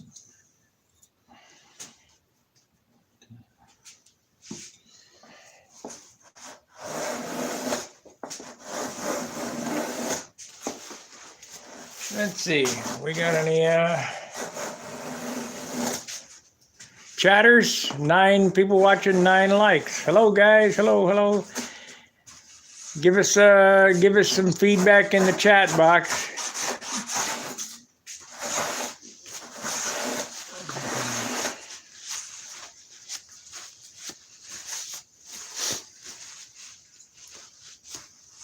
I don't know if that's 131 minutes or an hour and 30 minutes. I don't know. COVID. Setting on your phone, or is it setting on? No, it's YouTube.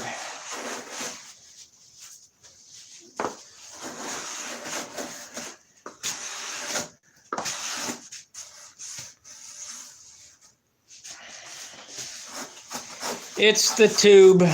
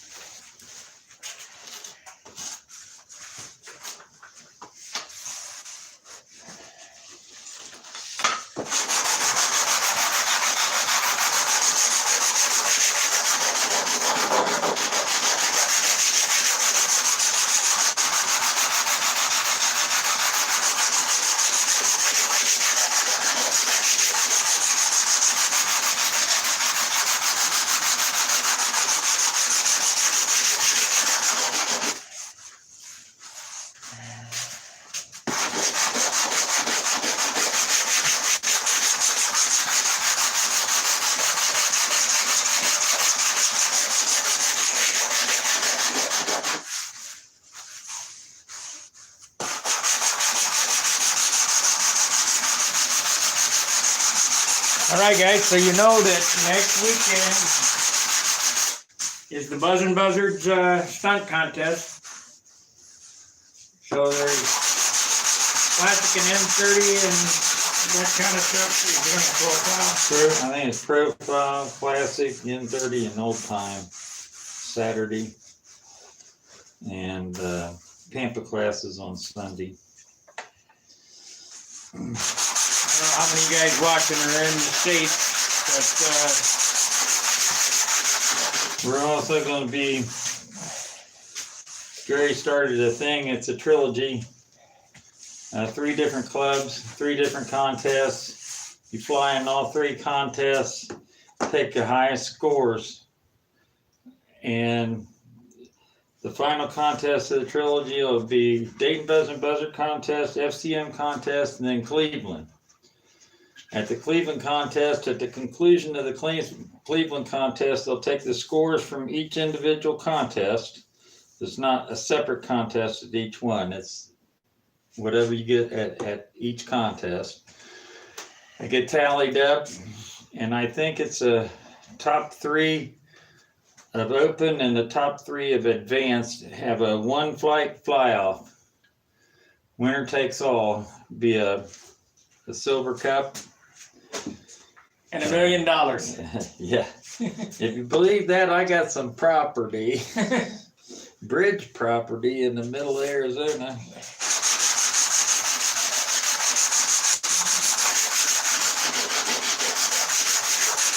Jerry Halp started this, so we're going to dedicate this thing to Jerry.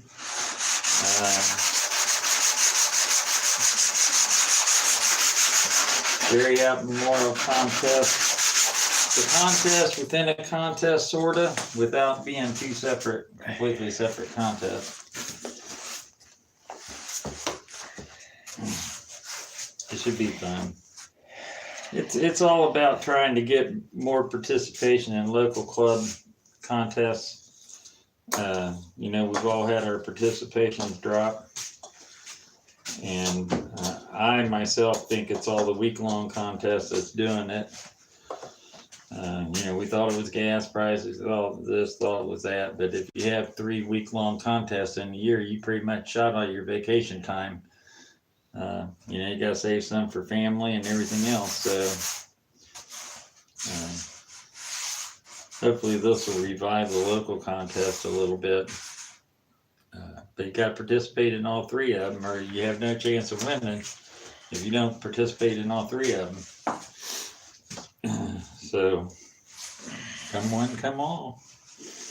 Bring your billfold.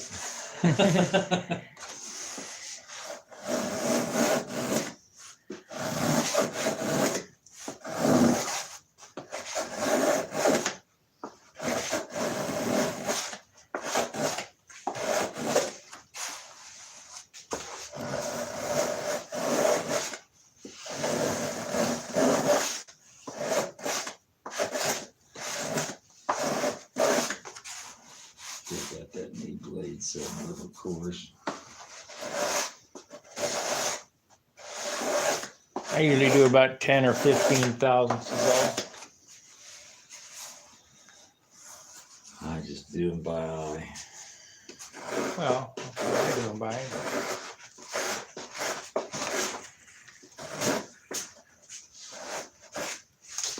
Considering I didn't use the screws, it should be the same as the other blade, but No, they're different sizes. dang, holes are different on the blades.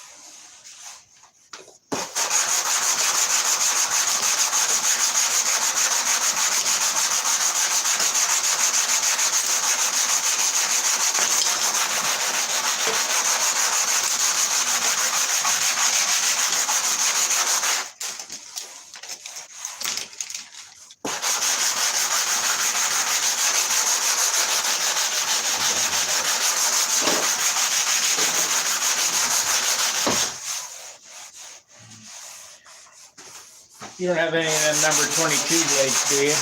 The long one? Nope, don't have any.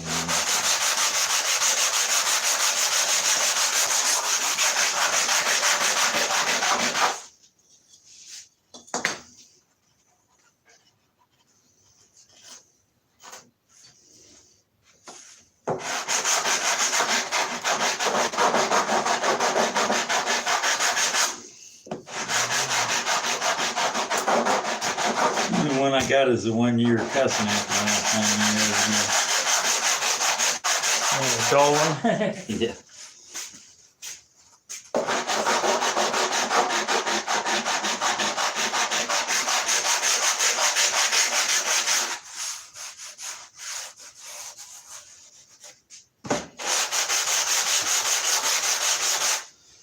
There's that much. Let me get the vacuum out and try not to suck your hinges up here. And before you do that, let me round them off. Because we're going to knock some wood off there.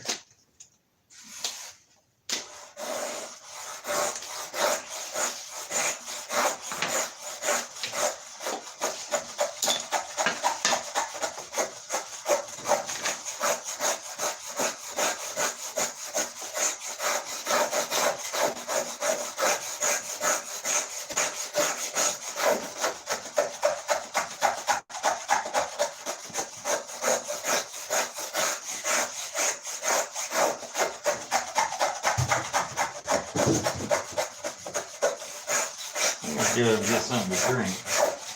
And when you come back, bring me one, will you? Yep. And I will. Remember, you got your mic on, so if we start talking. Oh, baby.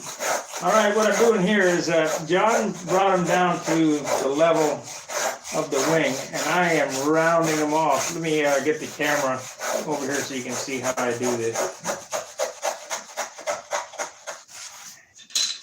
Pretty simple.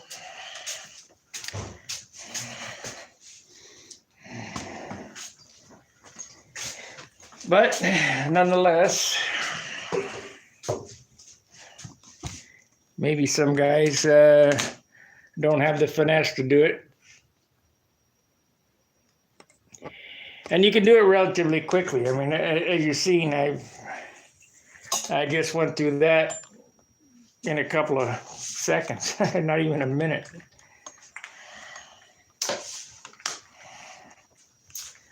I love them block planes.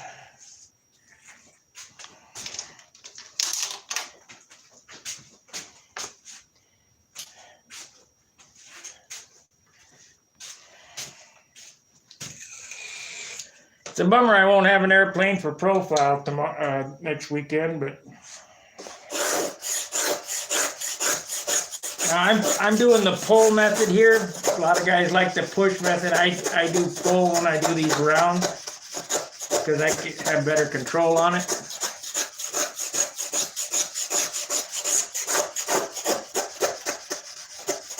And you just take little bites. Now this tip is has an 1/8 inch center, so it's 3 pieces. So you just bring it down until it's 3 pieces. So you hit the center. Now I'm doing the push, and we'll turn it over and do the other side.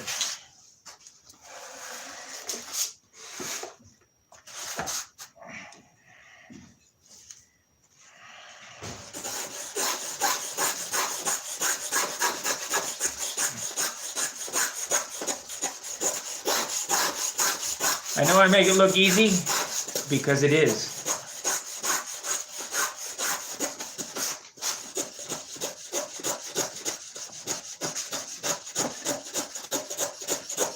It's messy, but it's easy.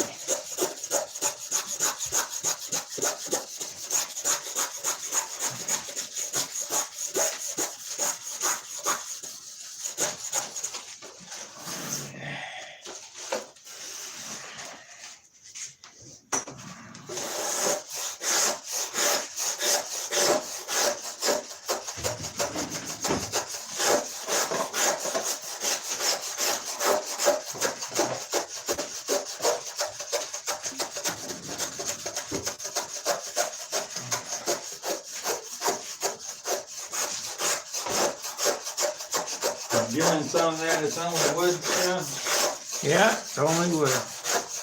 Let her rip, tater chip.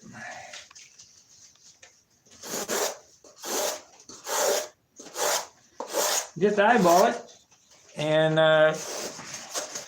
we're just getting it close. We're just knocking off the big parts, and the rest will be sanded with 80 grit. I use 36 when I'm at home. I've had the same piece of 36 grit sandpaper for 25 years. You will never wear it out.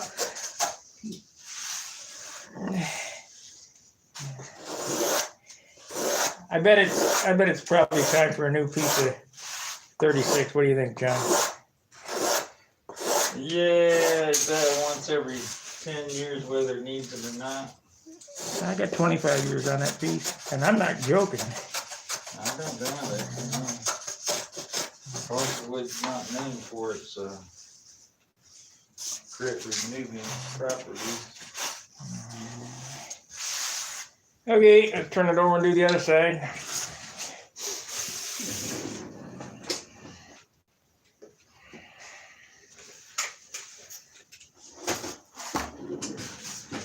Let's see if we got any talkers.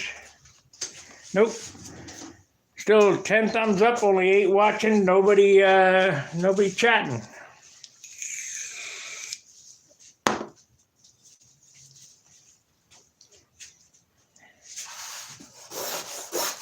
Okay, you see how it's square here, right? Within just a few minutes, this thing will be round or close. These Great Plains block planes, there was a better plane, but you can't find them. It's a Solingen. It uses a double-edged razor blade. If you can find them, get them. They're out there, but they're sort of rare.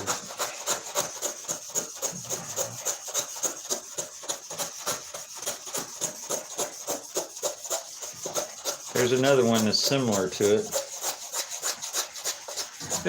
The Solingen is made of metal. This is cheap plastic. Yeah. Doesn't really hold that blade in there the way it should. Blade wants to flex in it, and then you tend to get a bowed gouge sometimes if it really bites in. I've given planing demonstrations before. If you look back in the channel, you want to set your plane so you got about 10 to 15 thousandths of blade protruding. Not anymore, because if you put a 16th of an inch on it, you ain't strong enough. Yeah, you'll wear yourself out trying to use it. You want to set the blade up in there to where it's parallel to the slot in the plane. You can go online, and the same principle holds true for a big wood plane as it does for these little planes. You know, there's tons of stuff on the internet on how to set the blade height and the angle of the blade and all that stuff.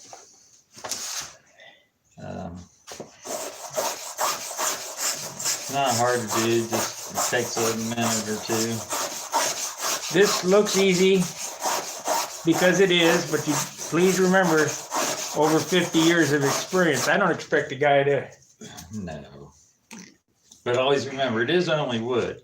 And it's better to, you know, not take as much off and sand the final shape than it is to try to plane super down, because this is a rough process. All you're doing is roughing in the shape. You'll get the final shape with a couple different grits of sandpaper. You know, like Sparky says, 30 grit sandpaper or 36 grit sandpaper, and then 80, and then 100, you know, and just sort of work your way down to your final shape. And these wingtips, if you're doing this right now, you can do sort of the shoe shine method on them if you want to get them. That'll actually get them pretty good as far as symmetry goes, you know, from one side to the other.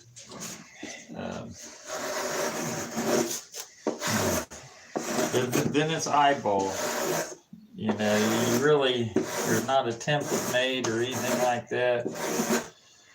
So you gotta look at it. How'd that one turn out? I didn't do this on that side. It's pretty close. It's actually really close. Of course, 40 years of experience will get you closer.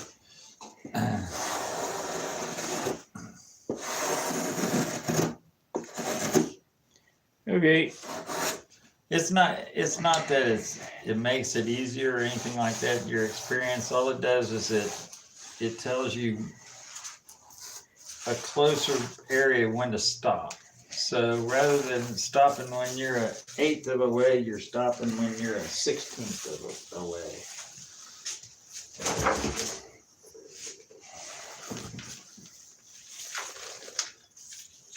I'm gonna shout back real quick and get the rest of that. Here. I'll just get with a shot back. Easier. Make a little noise. Yeah, but see, we might make a little noise, but we have lavalier mics on, so it shouldn't, I don't know, they'll hear it, but it won't be blazing. I don't think. Shouldn't be too overwhelming.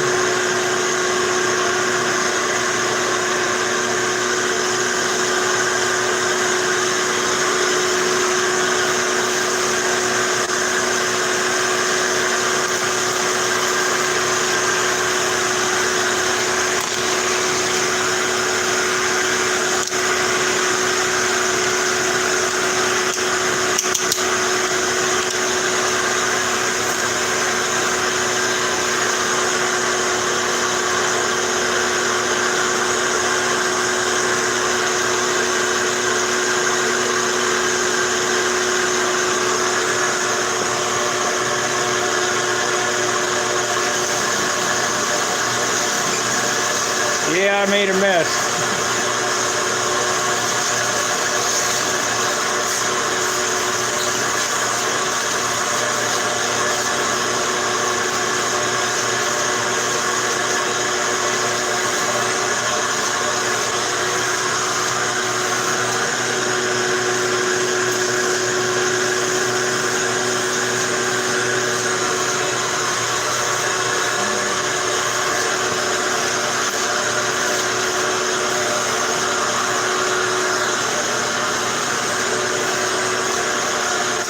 If you'd like to see something explained, type it in the chat box. If you'd like to see something up close, type it in the chat box.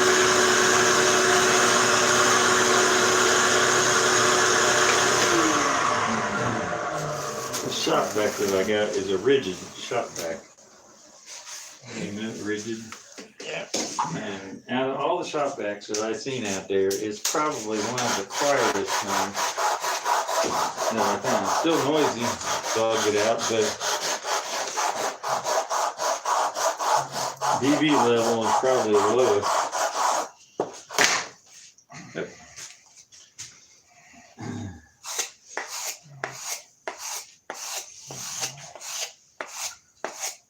Probably easier this way. It's about time to start hollowing it anyway. Yeah. You got the basic rough end done.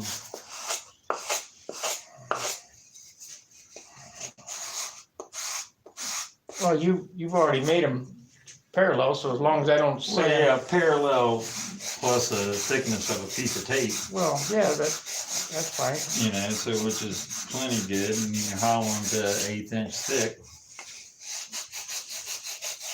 or whatever you choose to hollow them to.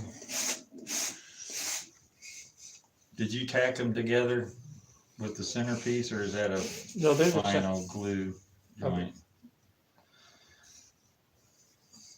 shit, I don't know. Yeah, they're tacked together. That's good, because it's easier to do them in 4 sections when you're hollowing them than it is to hollow a whole tip already glued together. Gotta remember, this has been 6 months ago or a year ago or whatever. I don't know. I couldn't remember either. I think you did it over here, but I couldn't remember.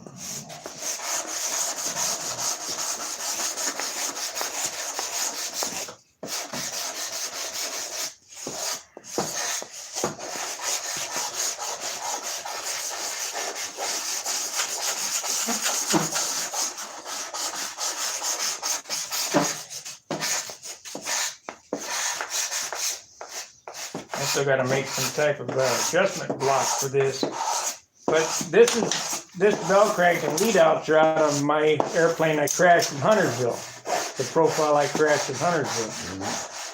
Yeah, I bought this because I crashed in Huntersville.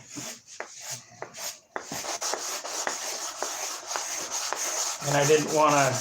That would have been a good airplane too, because it really did fly pretty nice. Yeah. But we will make that mistake again. Not checking the elevator horns. Gotta learn from your mistakes, that's for I was going like this. And this is going right on in. sure. Yeah, it wasn't nothing to do. Sit back and wait to walk over to the scene of the crime. The pile.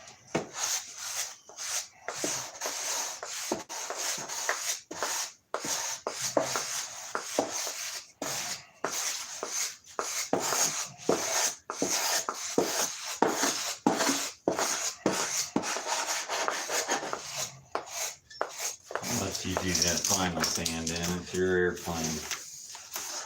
There, you can hollow this one in. Rough this down.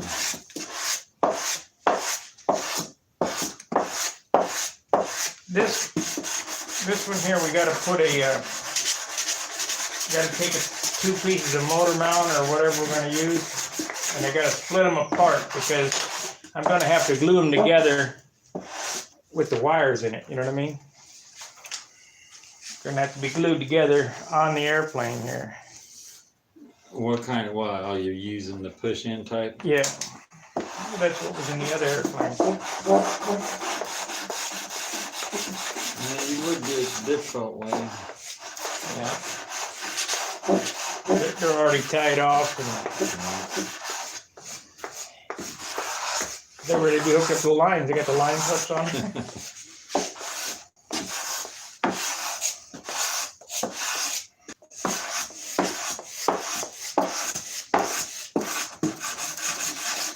one's got some flat spots in it that you're gonna have to sand to your.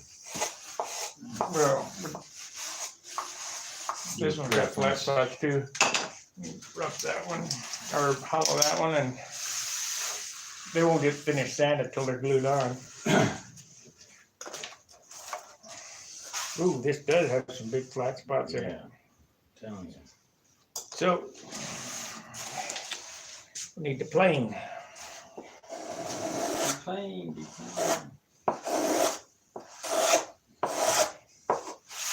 Fortunately, it's on the bottom.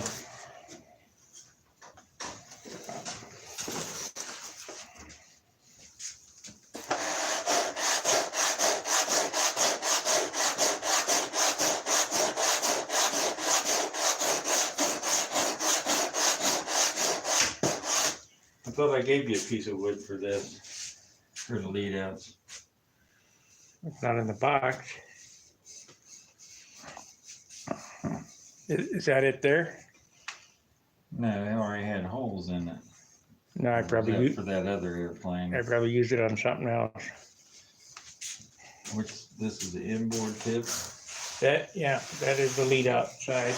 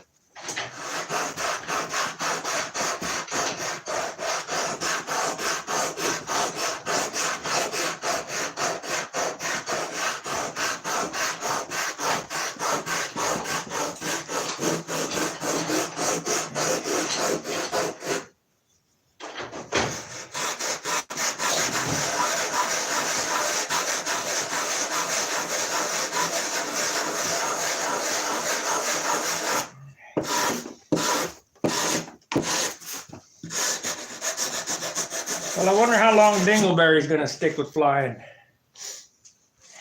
I don't know. He did pretty good. He did a combat match with Sammy over there. Did you see that? It's online. Mike posted it online. I guess Sam won. Well, yeah. Sam's pretty good for a young guy, man. He's getting it together. Of course, all that combat, and he's 50,000 airplanes that he's gotten.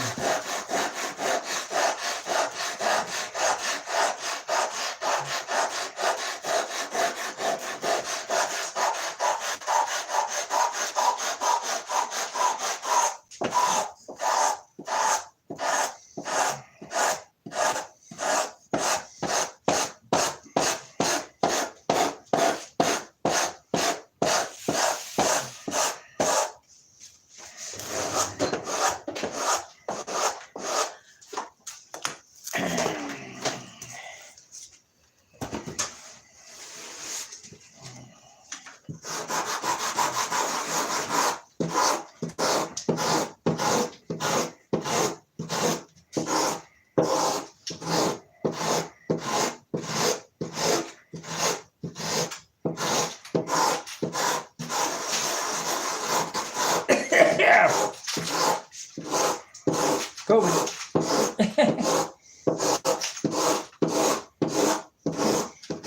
It's a shame that Herman Cain died. Yeah. I talked to him once. I bet you he doesn't get a week long, you know. Week? Shit, it was like a month. Probably deserves it. You know what his claim to fame was? Godfather's Pizza is what he started originally. Yep, he saved Godfather Pizza. You know how? I don't remember. It's One word. Marketing. Yeah, I know about that. Remember, I thought Godfather's Pizza was from Dayton here. I can't remember. Let's see here.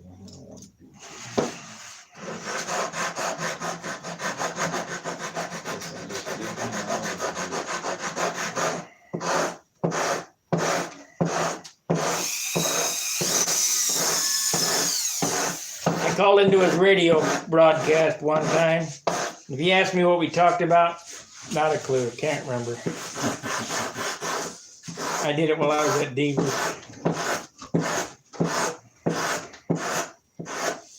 It was some subject I was interested in.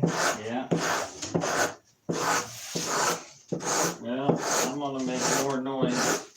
Okay. Turn the shop back on and grind with the grind tool.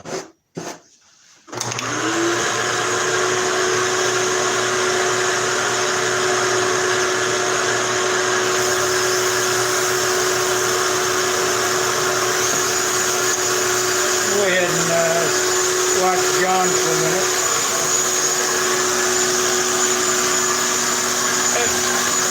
Man, about broke my neck.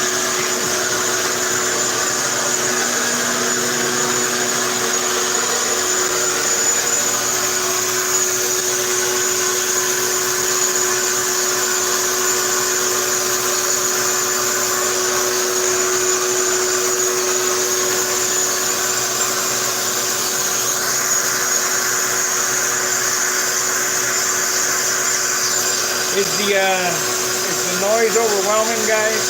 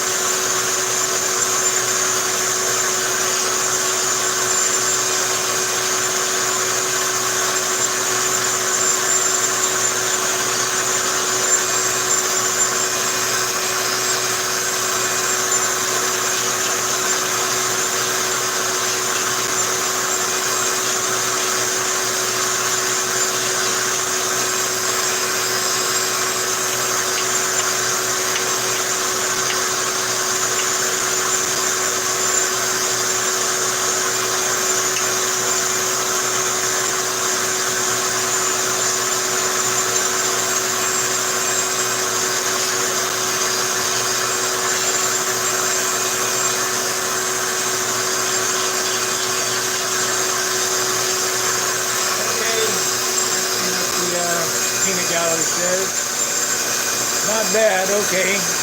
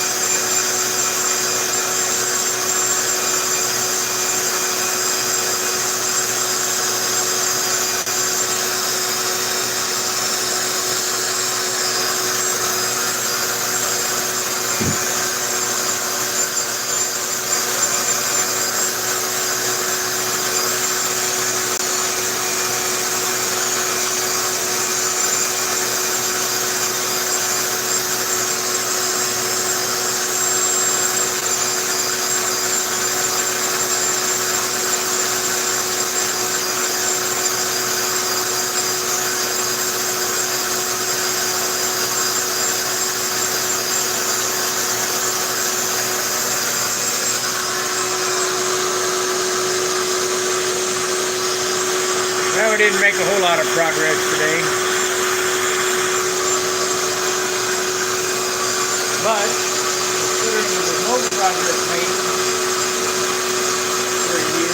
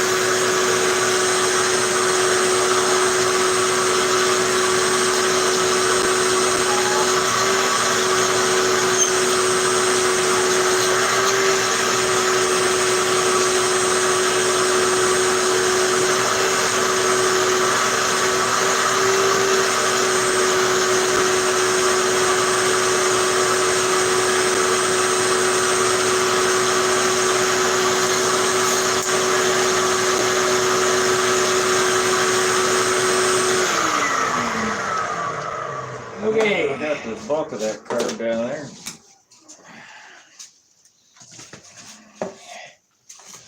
Now it's getting time to where you got to start taking your time because you're getting down there, starting to get close.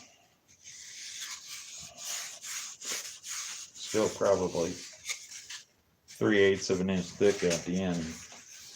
That's all right, because that's where the block gets mounted. Right. And that's where this little gauge of mine comes in handy. You can go in here and squeeze that down on there, and you can see that's how thick it is. 1/2 inch.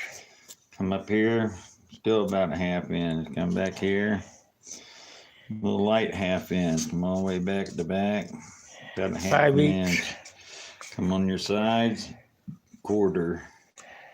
Right there, about 3/8. So you can go all around it, 3/8. Tell just what thicknesses it is. And this will get split in two anyway. Really want to leave it a little Thick out at the tip here, so thick on the tip to glue that block in. what time you got? 12:30. It's about lunchtime. Well, we're going to end the broadcast. Might be back after lunch. I don't know.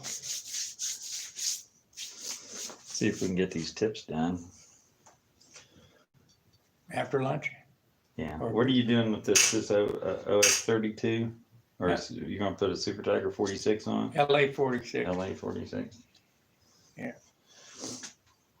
Yeah, that'd be your best bet. Probably the best gas mileage anyway. I already got it. Can't remember where I bought it. I think off the internet. Hand me my soda, please.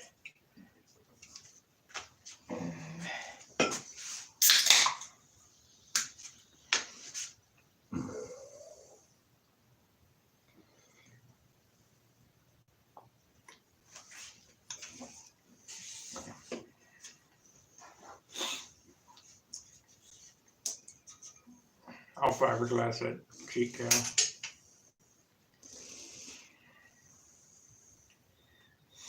What do you got? You got that landing gear tapped? It is 440 volts, or how you got that done? That got another set of screws coming in the other way? Screws through and then aircraft nuts on this side. Lock nuts.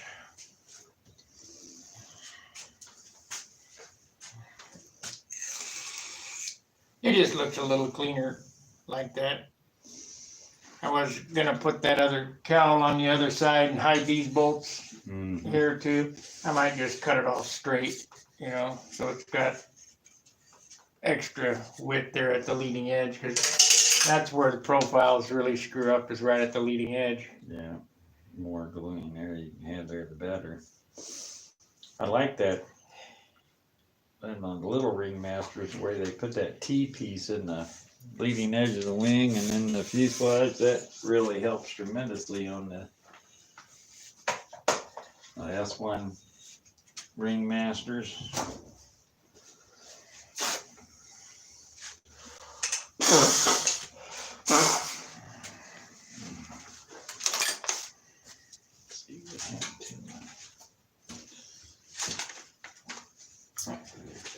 Make sure I didn't vacuum those dang things up. What?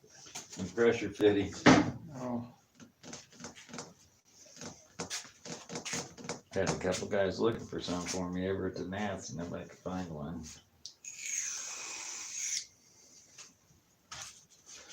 Need to figure, are you gonna run this an 1/8 inch low? Probably.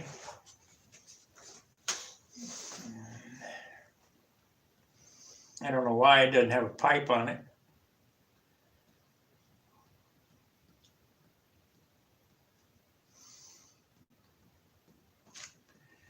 I guess to offset for them big balloon wheels.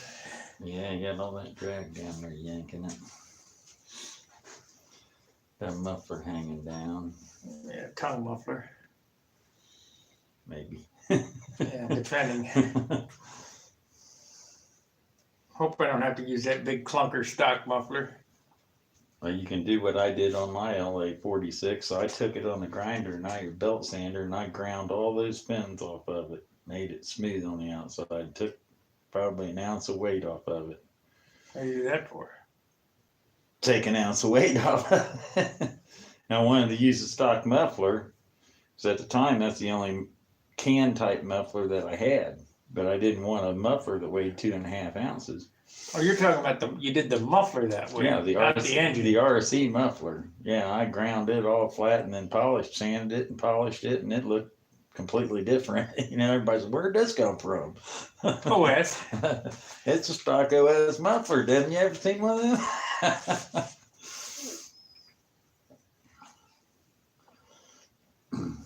It's all shiny and everything, polished up.